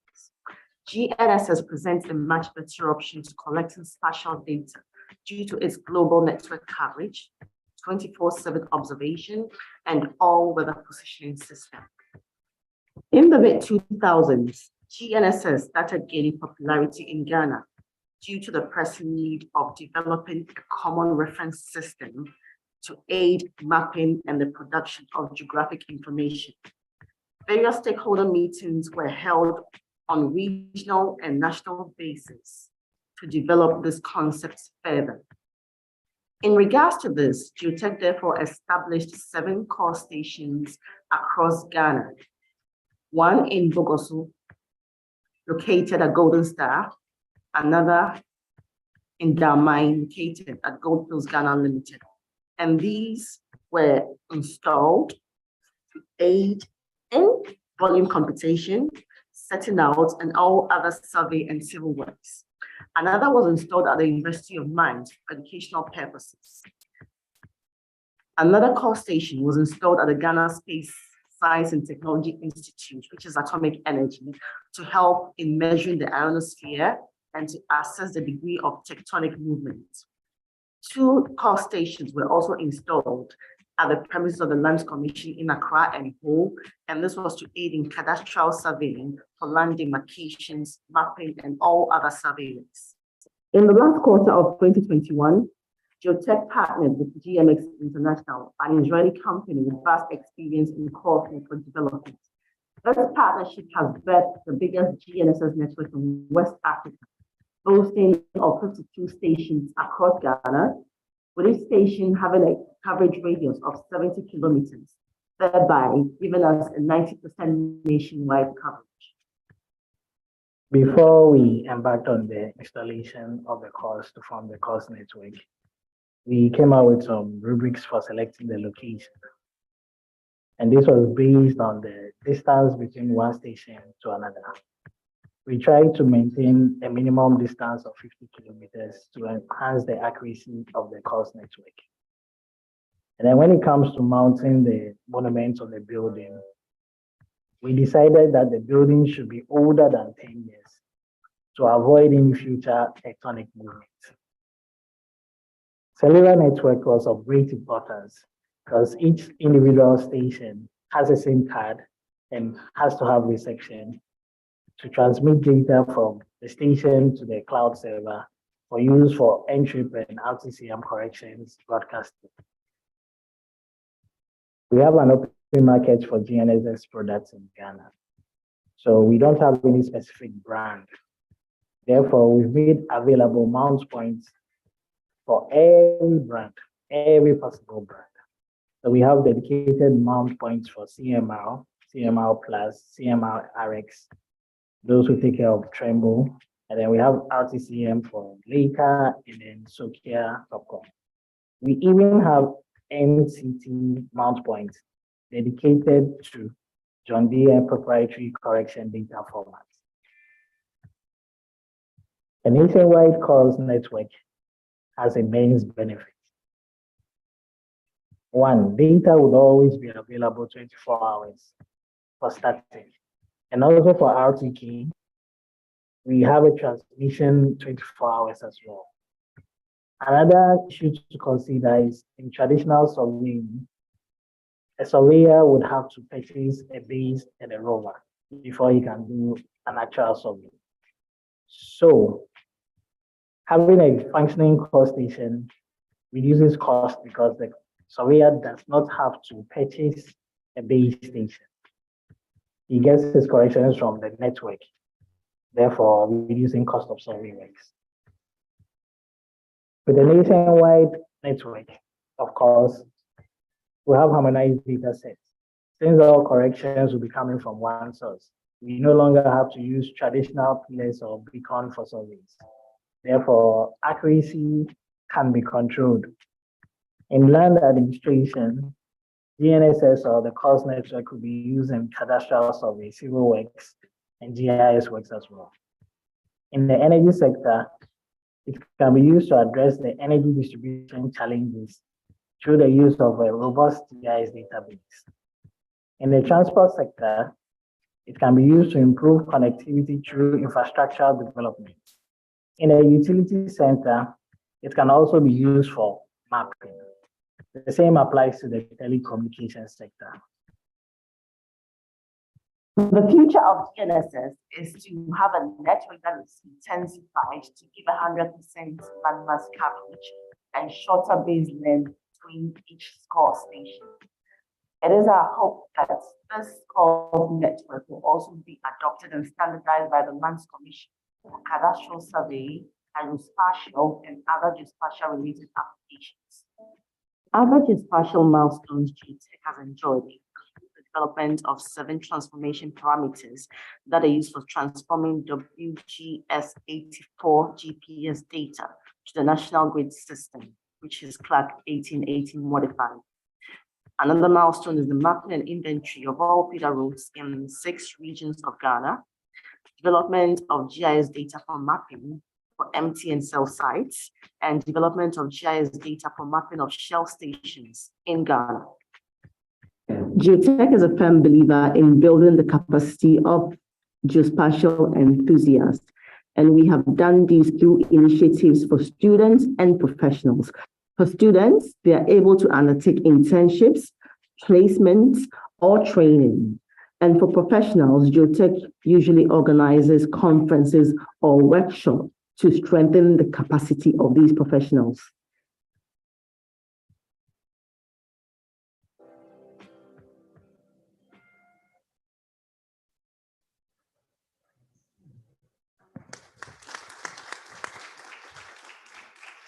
Thank you. So, Pat and Damian, Madea, the floor is yours. Okay, yet another kind of pivot here. We've covered a lot of different topics. I mean, this one to me is much more about the enabling infrastructure that you can, with this infrastructure network stood up, you can enable things from utility sector to land administration to, you mentioned a number of different energy, telecom, utility, land administration. But it's what your project is all about is that infrastructure, getting that foundation set up. So I think actually they're the real benefit to GEO.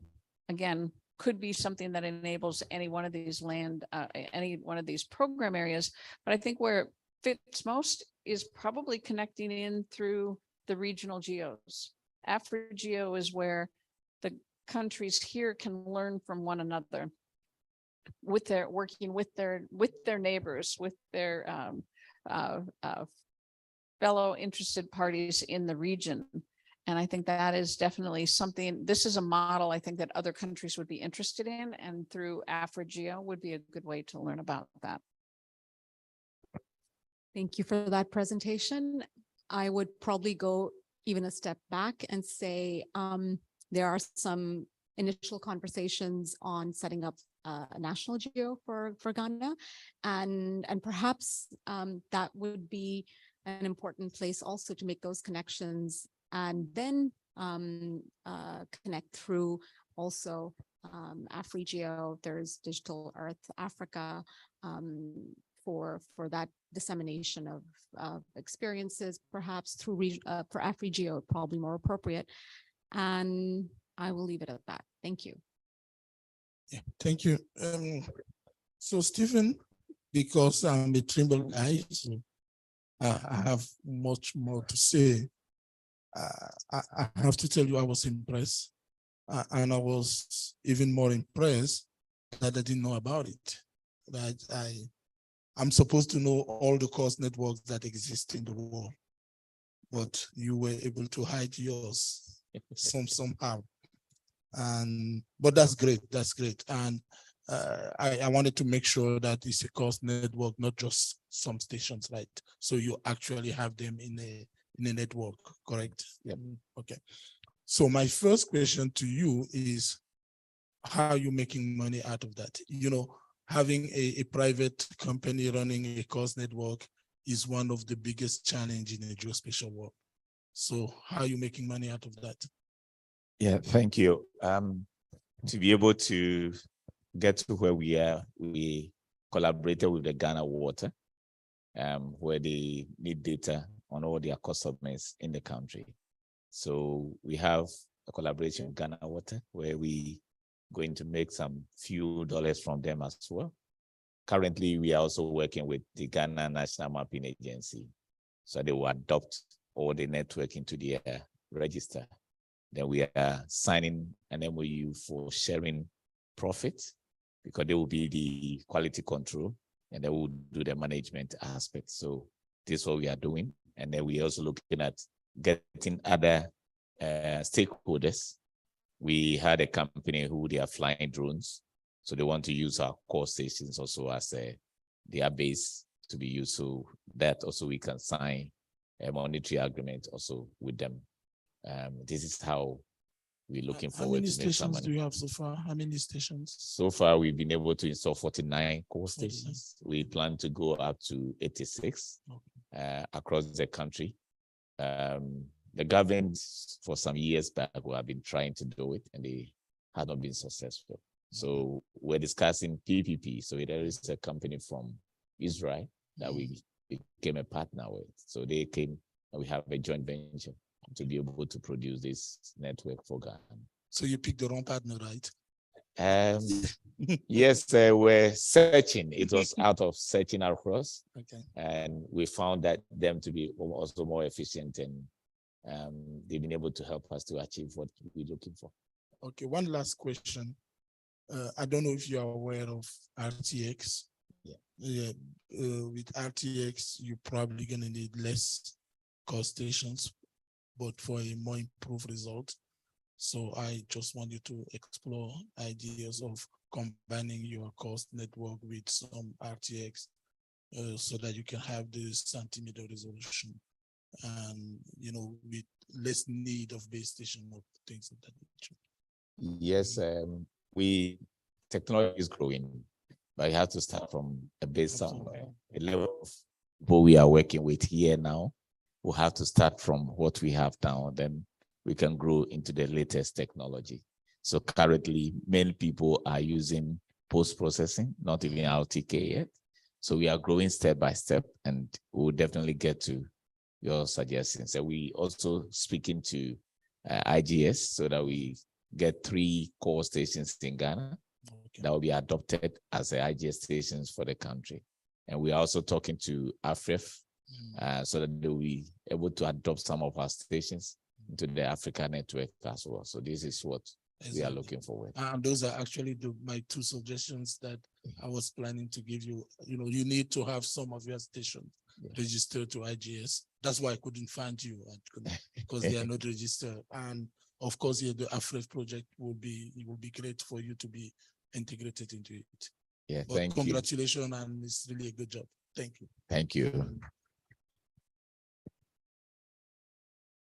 So this marks the end of the SMME presentations. Once again, we have more than the 4 that you heard from today. And so you just have to find the link for the videos in some of the websites. I don't know which one, but if you have access to GEO and Industry Track website, you should be able to find those SMMEs. And once again, our apologies to those who were not able to travel here and finally not be able to present the project, but we will make sure that the people have access to what you've been working on. And once again, Pat, my dear, thank you. Thank you so much for being part of this exercise, and looking forward to more of this sometimes next year. So thank you, and congratulations, please. A round of applause for everybody involved. And I think, my dear, you're going to stay here because you're going to be leading the last panel discussion, which is on enabling trust and engagement. I need my glasses. In developing inclusive Earth observation data programs. And I saw the name of your panelist is a top-notch list of people. So if you really want to know anything about Earth observation and development, here's the place to be. So, my dear, the floor is yours.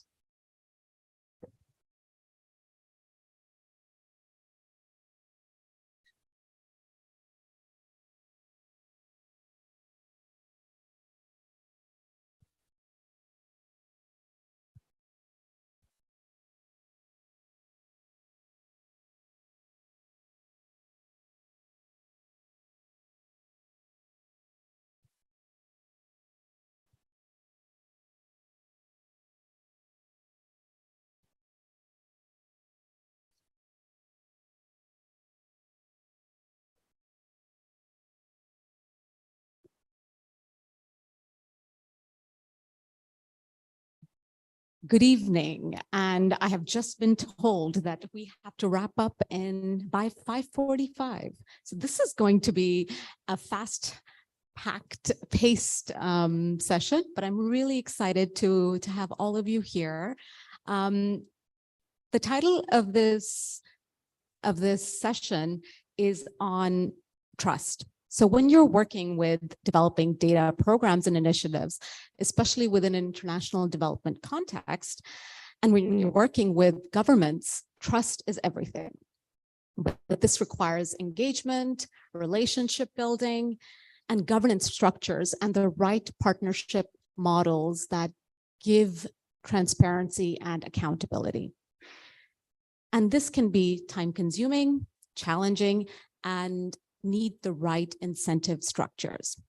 Today, we will discuss some of the challenges, opportunities, and approaches for enabling trust in developing inclusive EO data programs. As our audience, we welcome you to engage actively, so please do feel free to raise your hand if you have any questions. But first, I would like to introduce our panel. We have with us Umar Seydou, the head of demographic statistics and SDGs coordinator at the Ghana Statistical Service. Welcome, sir. We have Megan Halabiski, the senior science advisor at Digital Earth Africa. Joe Flasher, open data lead at Amazon Web Services. And finally, Pat Cummins, who is the director of government strategy and policy solutions at ESRI. So we're going to have a first warm-up question. And it's the same question I'm going to ask all of our panelists. What does enabling trust in often technically perceived programs that deal with data mean to you? I'll start with you, Umar.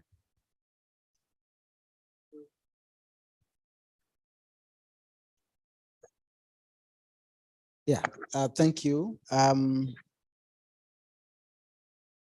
In the context or from the angle of the government, there is usually one key thing that is missing, and that is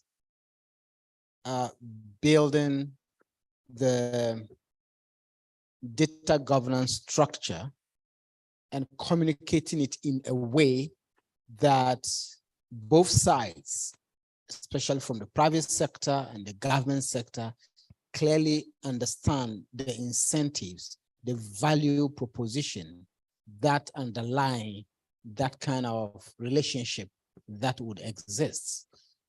That builds trust.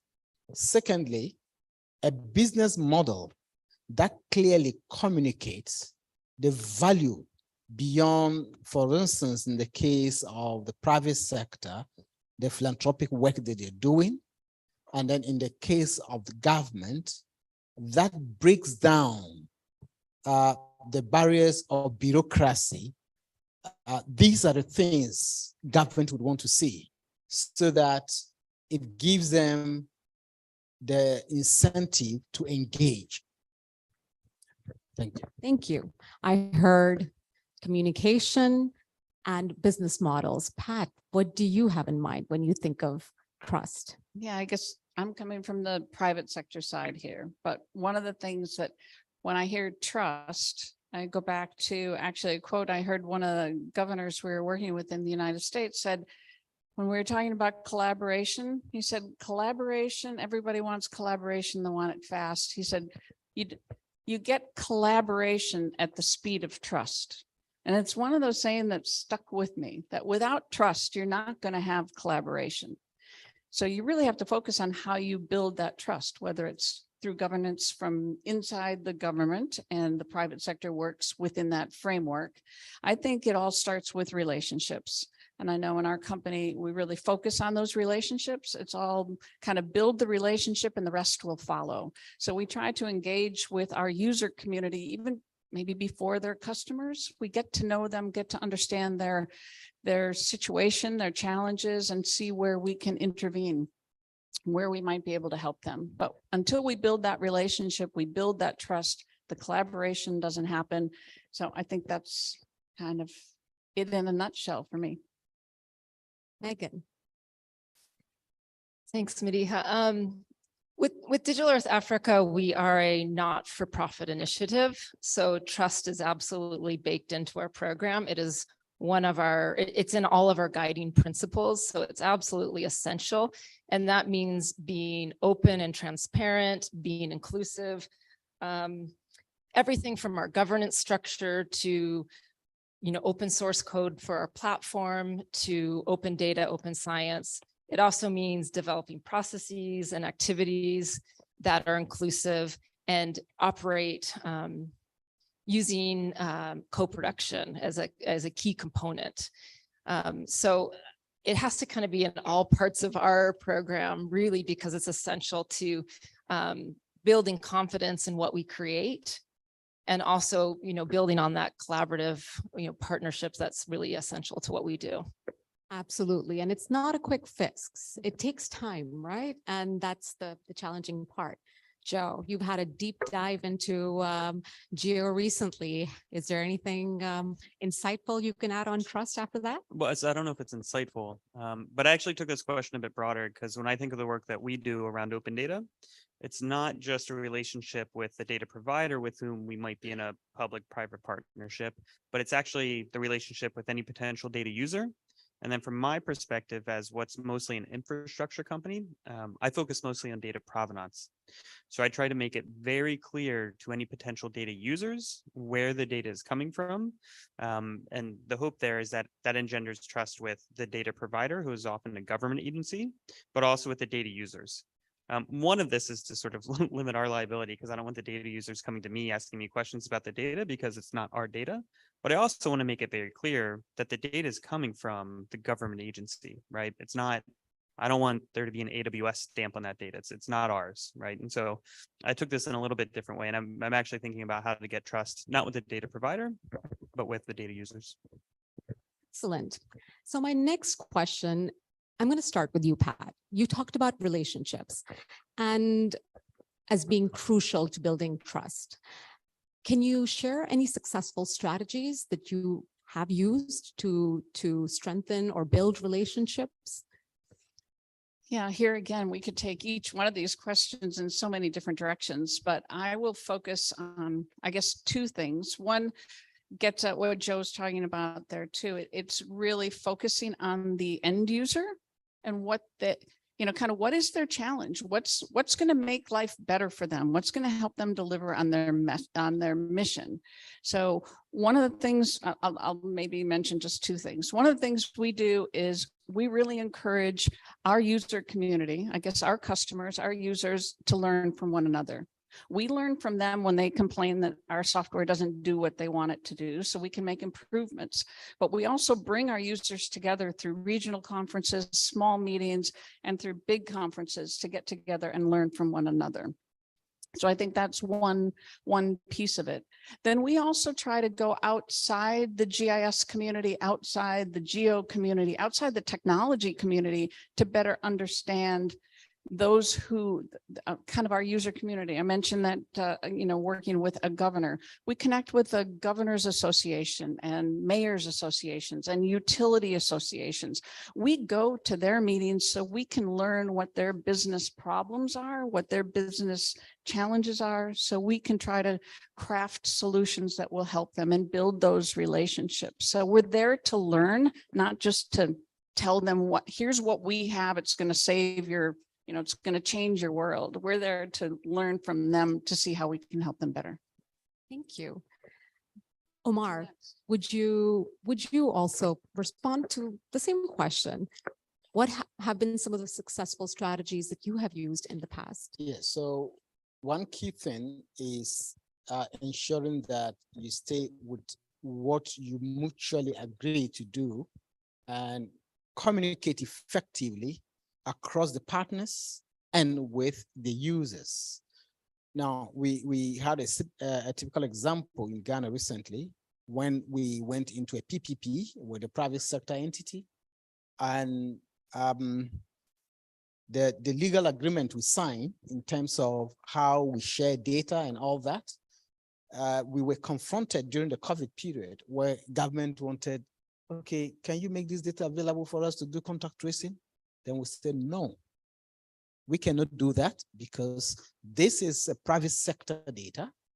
And then we have gone into an agreement with this private sector entity to use the data in aggregate forms only for public good.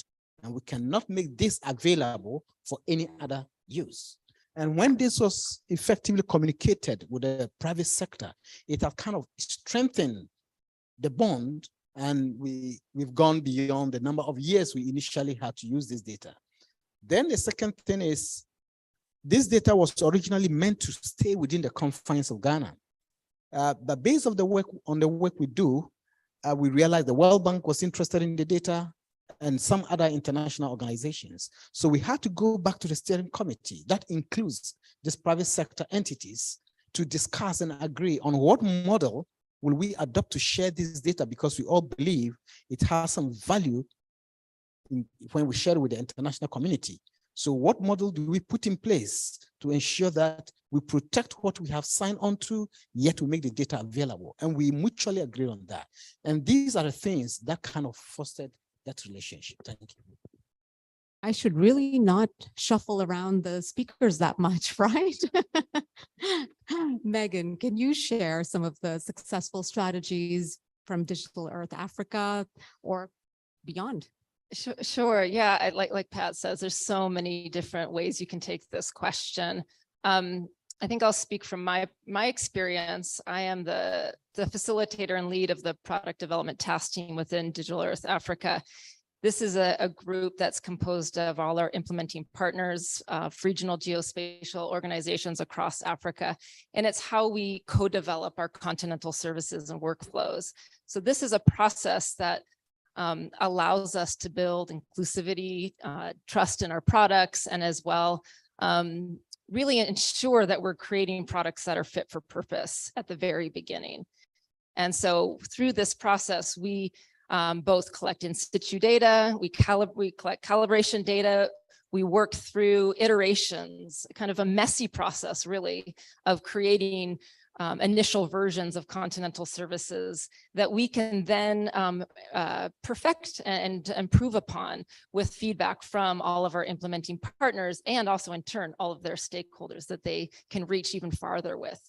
And this process allows us to qualitatively and quantitatively validate our continental services so that we get both, you know, kind of the scientific approach to accuracy that gives confidence in what we create, but also the qualitative kind of gut check that is important when you create a map, because everyone's going to look at that map and go, okay, did they map my house right? Or I know this, you know, oh, this looks funny to me. We want to hear that early on so that we build something that that people believe in, they have confidence in.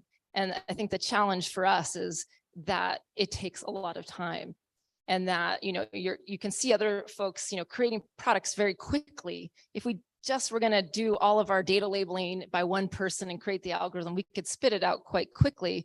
But I think we lose that collaboration and that trust that's really, really important for our program. Megan, on the flip side, when you do that iterative process, do you also run the risk that if you launch a weak version that you will lose users? Is there a possible downside there? Yeah, so I think the key piece of that is that those iterative versions are kept within our trusted network. You know, that we meet monthly with our product development task team. We have good relationships with all our implementing partners, and they have those you know, key champions or stakeholders that they can run it by before we release it more broadly, saying this is an early version. What do you think about this? We really want to hear your feedback. We're going to ask you lots of questions of what we can do to improve. So it's not, this is our final model that we're presenting. It's like, this is our, you know, best model we have so far. We really want to make sure that we can integrate that feedback directly into the algorithm because we value your feedback so much, you know. So it's in our trusted network. And so when we do release products, our first provisional product has gone through several qualitative gut checks as well as a quantitative assessment. Then, you know, when it's finally complete all of that process, we will release it as a final product. Excellent. Joe, I'm sorry, I come to you last, and I fear that your predecessors have stolen all the great points from you. Nope, you're good. I have nothing else to add of any value there. So I'm excited about the next question though, if you want to go on to the next question. All right. Well, this was not at all shared with the panel in advance. But before we go on to the next question, I'm going to throw in a surprise. Does anyone from the audience have a question? Oh, please go ahead.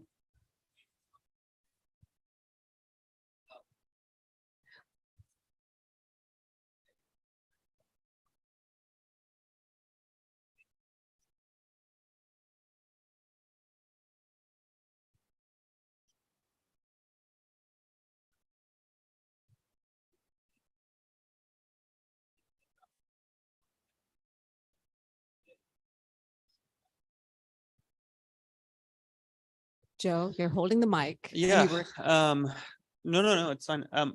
So I mean, I think it depends on what level you're talking about, right? I mean, I don't want to make this too blunt. I'll only speak for myself as being at a commercial entity. The easiest mechanism to ensure that something survives when you're talking to a commercial company is to be in a financial commercial relationship with them, right? That is, you're not dependent on anything other than them sustaining as a company, right? So you're not dependent on their goodwill. You're not dependent on anything like that. Outside of that, and there's plenty of good examples of this, I'm sure Ezra has programs like this, we have programs like this, including the Open Data Program, you can still enter into legal agreements that have a longevity to them, even if there is not a financial component to them, right? If you're in a position where you're dependent on the sustainability of your project purely at the goodwill of a company or anyone, I would say this isn't a commercial problem. I think this often gets levied at us as commercial entities. if you're at the goodwill of any entity, government, academic institution, if you've got no agreement in place, there's no guarantee that that academic institution is going to fund a project the next year, et cetera, et cetera.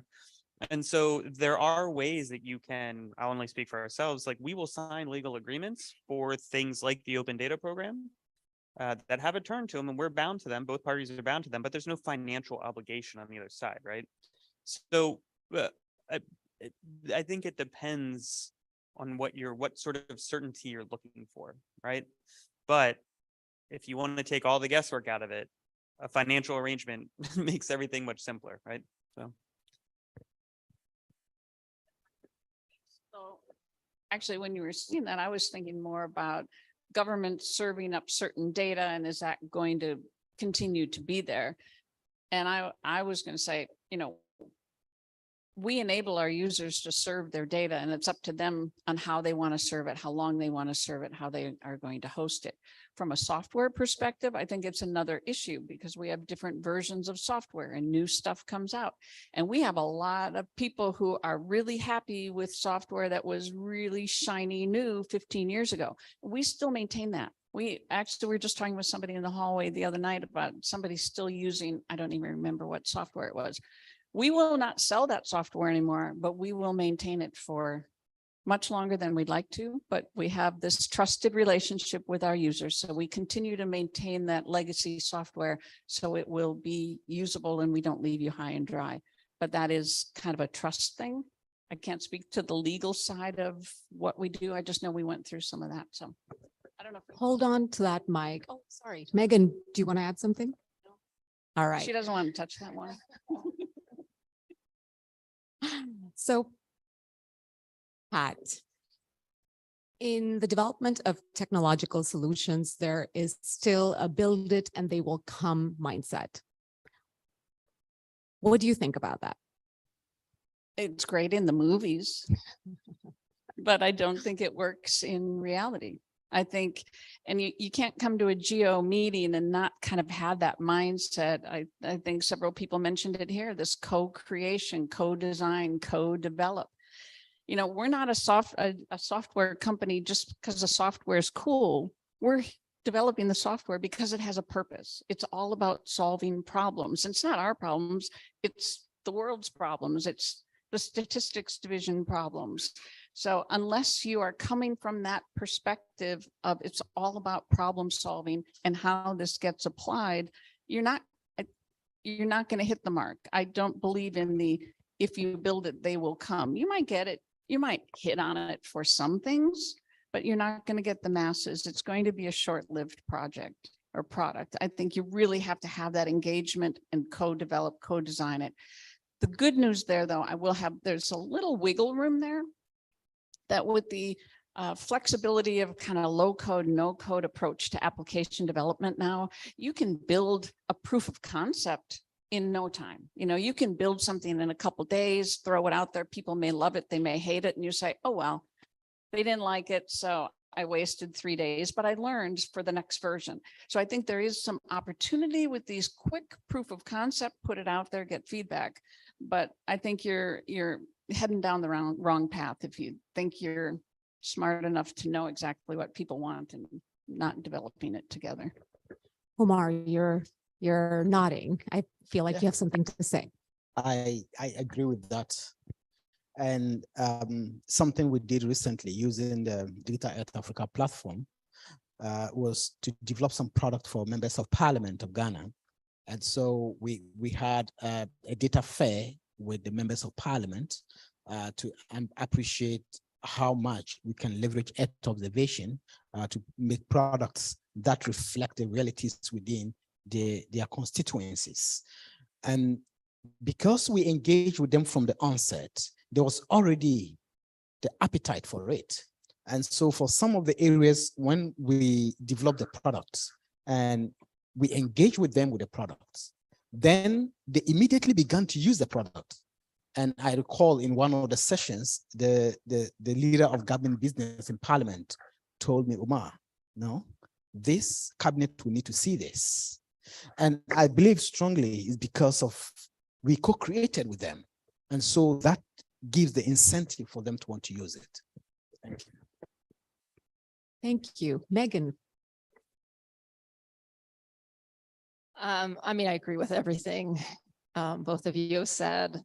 So I don't know how much I can add, but I will say, you know, taking off my Digital Earth Africa hat and putting on, I also am a research scientist at the University of Washington. And I think what I see in the academic sectors, we still really do that a lot, too much. So even though we all kind of know build it and they will come is not the best approach, I still think in the academic sector, where EO has largely lived for most of its history, still talks about maybe doing co-production, but the incentive structure for academics usually isn't there. And so it's still very much build it and they will come. So I guess I still see it quite a lot, even though it's you know, something that I think is not going to get the data used or useful. So I do think we need to break that model. And I think that a lot of what GEO and a lot of us are doing is breaking that model, is providing an example. So you know, when I look internally within the United States, I see that it's not being done as well. But when I look at kind of these areas outside of the academic sector, you know, Servier and others, it's done really well. So I think we can learn from that. And I hope bring it back to these research institutions and think of like different incentive structures. I don't know if that's the answer you're going, but it's just really stuck in my head. That's a great one. Joe, you were excited about this question. I was, yeah, and I'll bring some contentiousness here. So I mostly agree with what Pat said, and I actually might fully agree with what Pat said. But I know, right? But I think where there is value in the build it and they will come piece is when people fundamentally do not know what is possible. You can't co-create, you can't collaborate if people are not level set with what's even possible. And so Pat, I actually used an example that Esri did probably about 7 years ago at some event we had in DC. And I don't, this is why I might fully agree with you, because I don't know how much time it took your team. I don't know if it, but I don't know how long it took Esri to build this, but it was basically a Slippy map, so a normal web map that we think of now, but it was doing on the fly processing into NDVI and other derived products from the Landsat data sitting in the cloud. This was not something that had been done before. We all take it for granted now, but this was not something that had been done previously. That was something that was incredibly novel. And again, I don't know how long it took you all to build this or how successful it was for you, but it definitely pointed the way for most of what has come after, right? It was making use of the cloud optimized GeoTIFFs for satellite imagery off of cloud storage, which is sort of the de facto standard now. But that was a resetting of the level that everyone could work against. And so again, don't know if it was successful for you or how long it took to build it, but I think it is valuable to build it. I don't know that people still come, but you got to show people what's possible, right? Well, and I think actually that answer, the two answers here blend, because I think it is the kind of that proof of concept. They don't know what they don't know. So that is true. And that's where if you can now build it fairly quickly, the risk is low, benefit could be high. The other part that I think comes into, yeah, universities, it's maybe not practical to co-create when you're doing a more researchy kind of project and you're funded by NSF to do this and you're not funded for all this end user engagement. But I think what happens in the academic institutions is also some of that research, some of that, well, could we possibly do this? And what if we have this idea, we give it a try? Some of that research can then feed into these other things. And I think that early stage kind of on the fly processing of EO and rendering it different ways was a new idea, and the cloud infrastructure was new. And could we really push the envelope to do that? It's not the sort of thing you're maybe comfortable doing with the customer looking over your shoulder, whereas you want to try it on your own and then kind of float it out there. But it is something that worked and we use it all the time now. And so anyway, so I do think they come together there. I'm going to go back is to our fun. audience and see if we have any more questions. Nope. Well, then Please go ahead.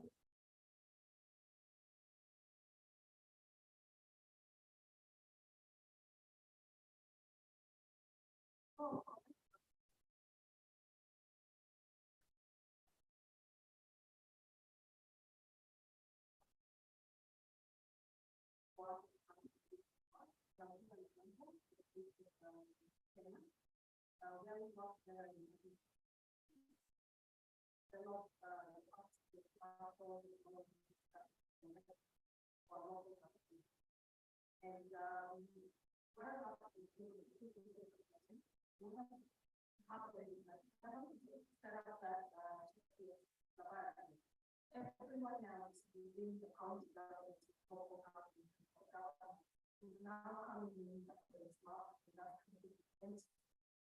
and the reason for this is because they have realized that GIS is the requirement for this part of them, but small actually have an idea of what that is.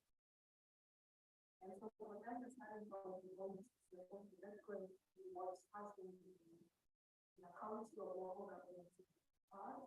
Learn from the government itself, from and then from there, we get to now, understand the benefits of our marks and so it's very important to companies to not just look at the business model around consultancy, but to think around the current development framework, which always more than a lot of people are in the start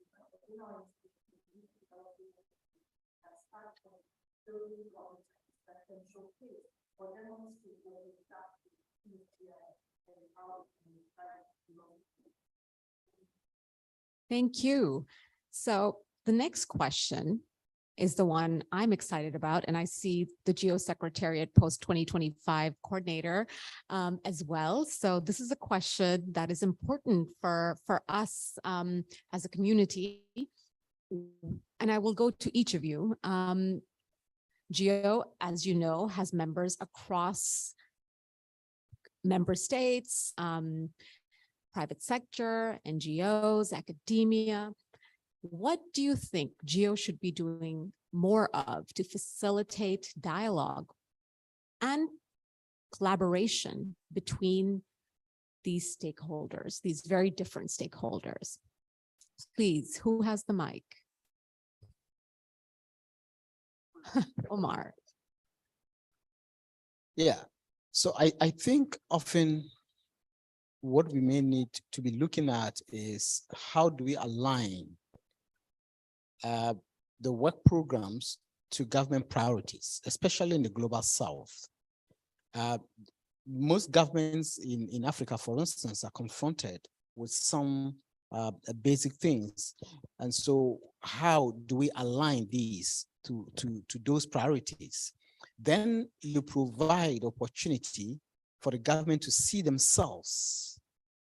And the private sector in these countries would also want to do things that kind of provide solutions to the population of these areas where they operate.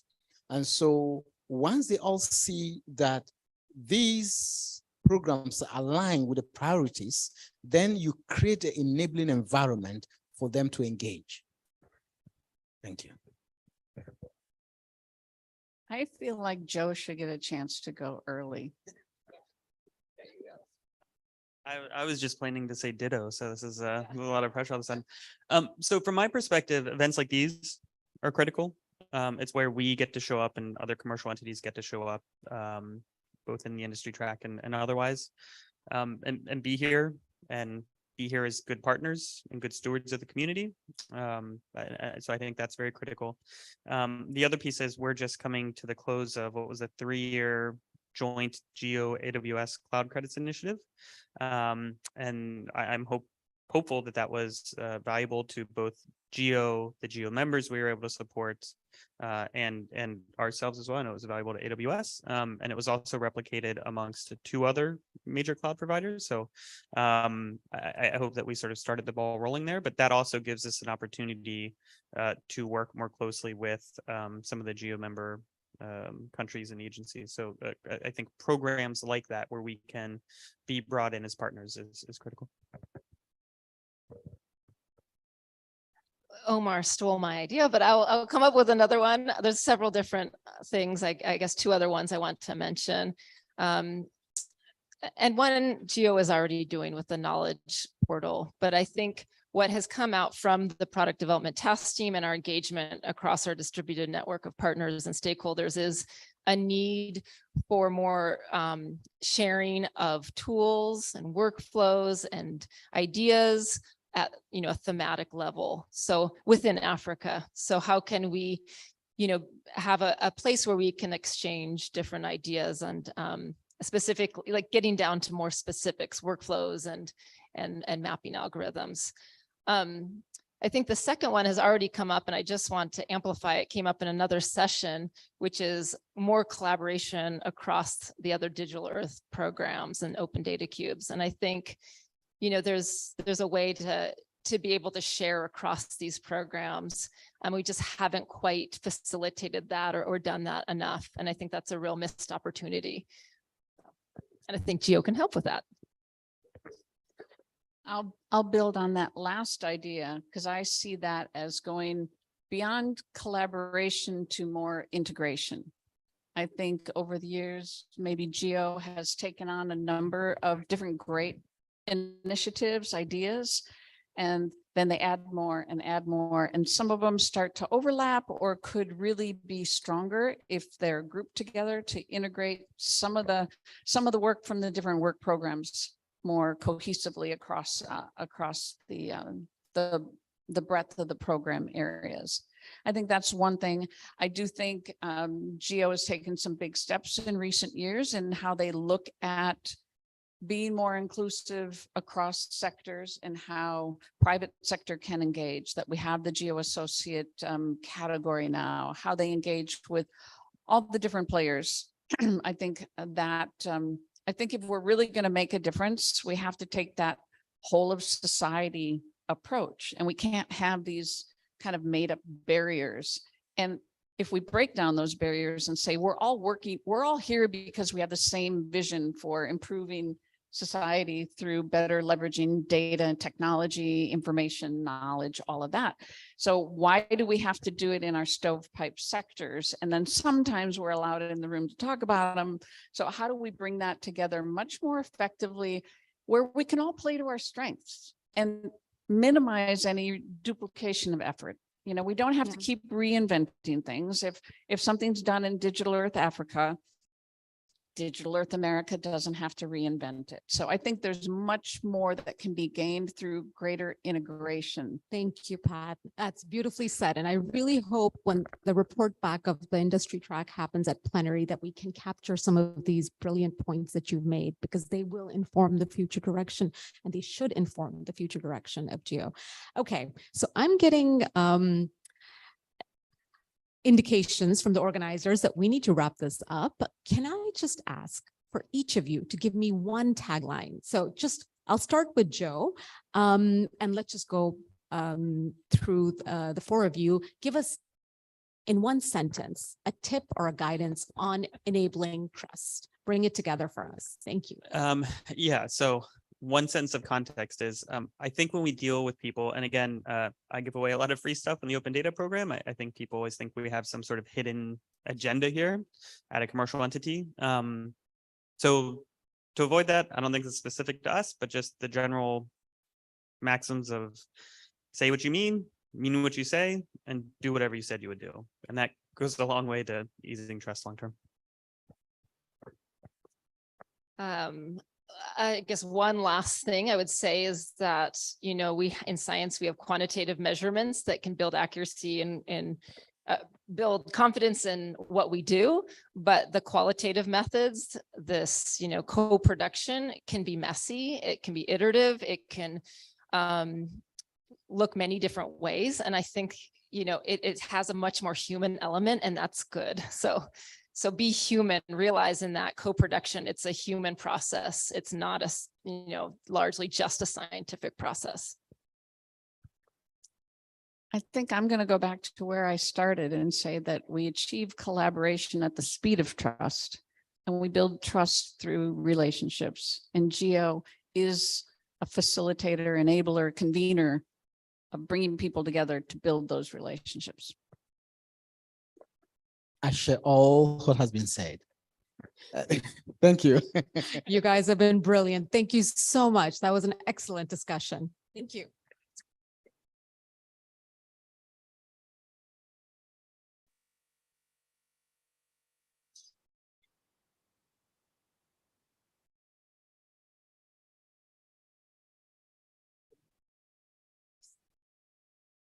So thank you, Madia. Thank you to the panelists. It's almost 6. So it's time to put an end to this year industry track at GEO Week. Thank you for all people who came to this event. We didn't have a large crew in the audience, but I heard that we have many more people joining online, so which is great. And before I formally wrap up, I want to say my congratulations and thank you to Kamal and the ZASpace team, Justine and Ziggy. So please, a round of applause for these people who actually make this happen. I want to congratulate also and say thank you to the technical team over there. You all say a very challenging event for you, but you did good, right? Because we were able to see stuff, we were able to walk through all the challenges. And so thank you and congratulations. I want to thank all the members of the organizing committee. I want to thank GEO Secretariat for having this. I love to say that the industry track is the only reason I'm coming to GEO, because that's why I'm leaving tomorrow.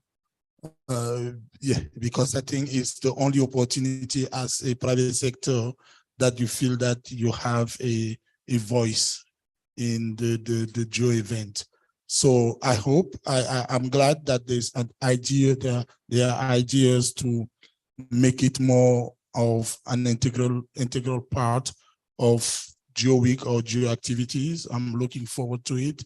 And I really hope that we're still gonna have reasons as private sector to come and to feel like we are part of the community. This year event for me was even better than the one we had last year. I know last year was a remote event. It was a virtual event, but we discussed PPP at large last year. And this year, I really think that we took a step forward. And I recall, actually, as if it was yesterday, the time during one of the organizing committee meeting where we decided that we have to connect with local. And that was probably the best idea we ever had. Because for the first time, and I've been in PPP conversations, I sit in PPP conversations almost all year long.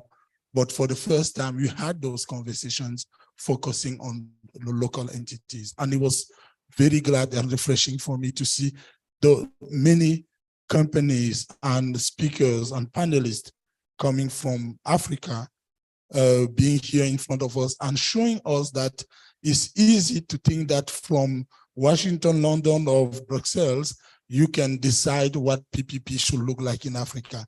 And it's a shame that we usually don't learn a lot from them, because from what they were saying, we have to stop being those who think that they are transforming the world on their own. We are all transforming the world. The digital transformation is not something that we do, in the US or Europe and bring that elsewhere.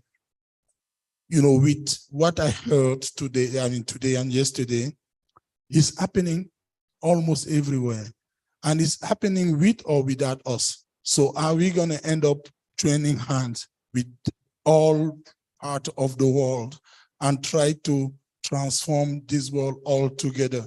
And PPP is bringing the public sector and the private sector together. PPP may also end up bringing the developed world and the developing world together.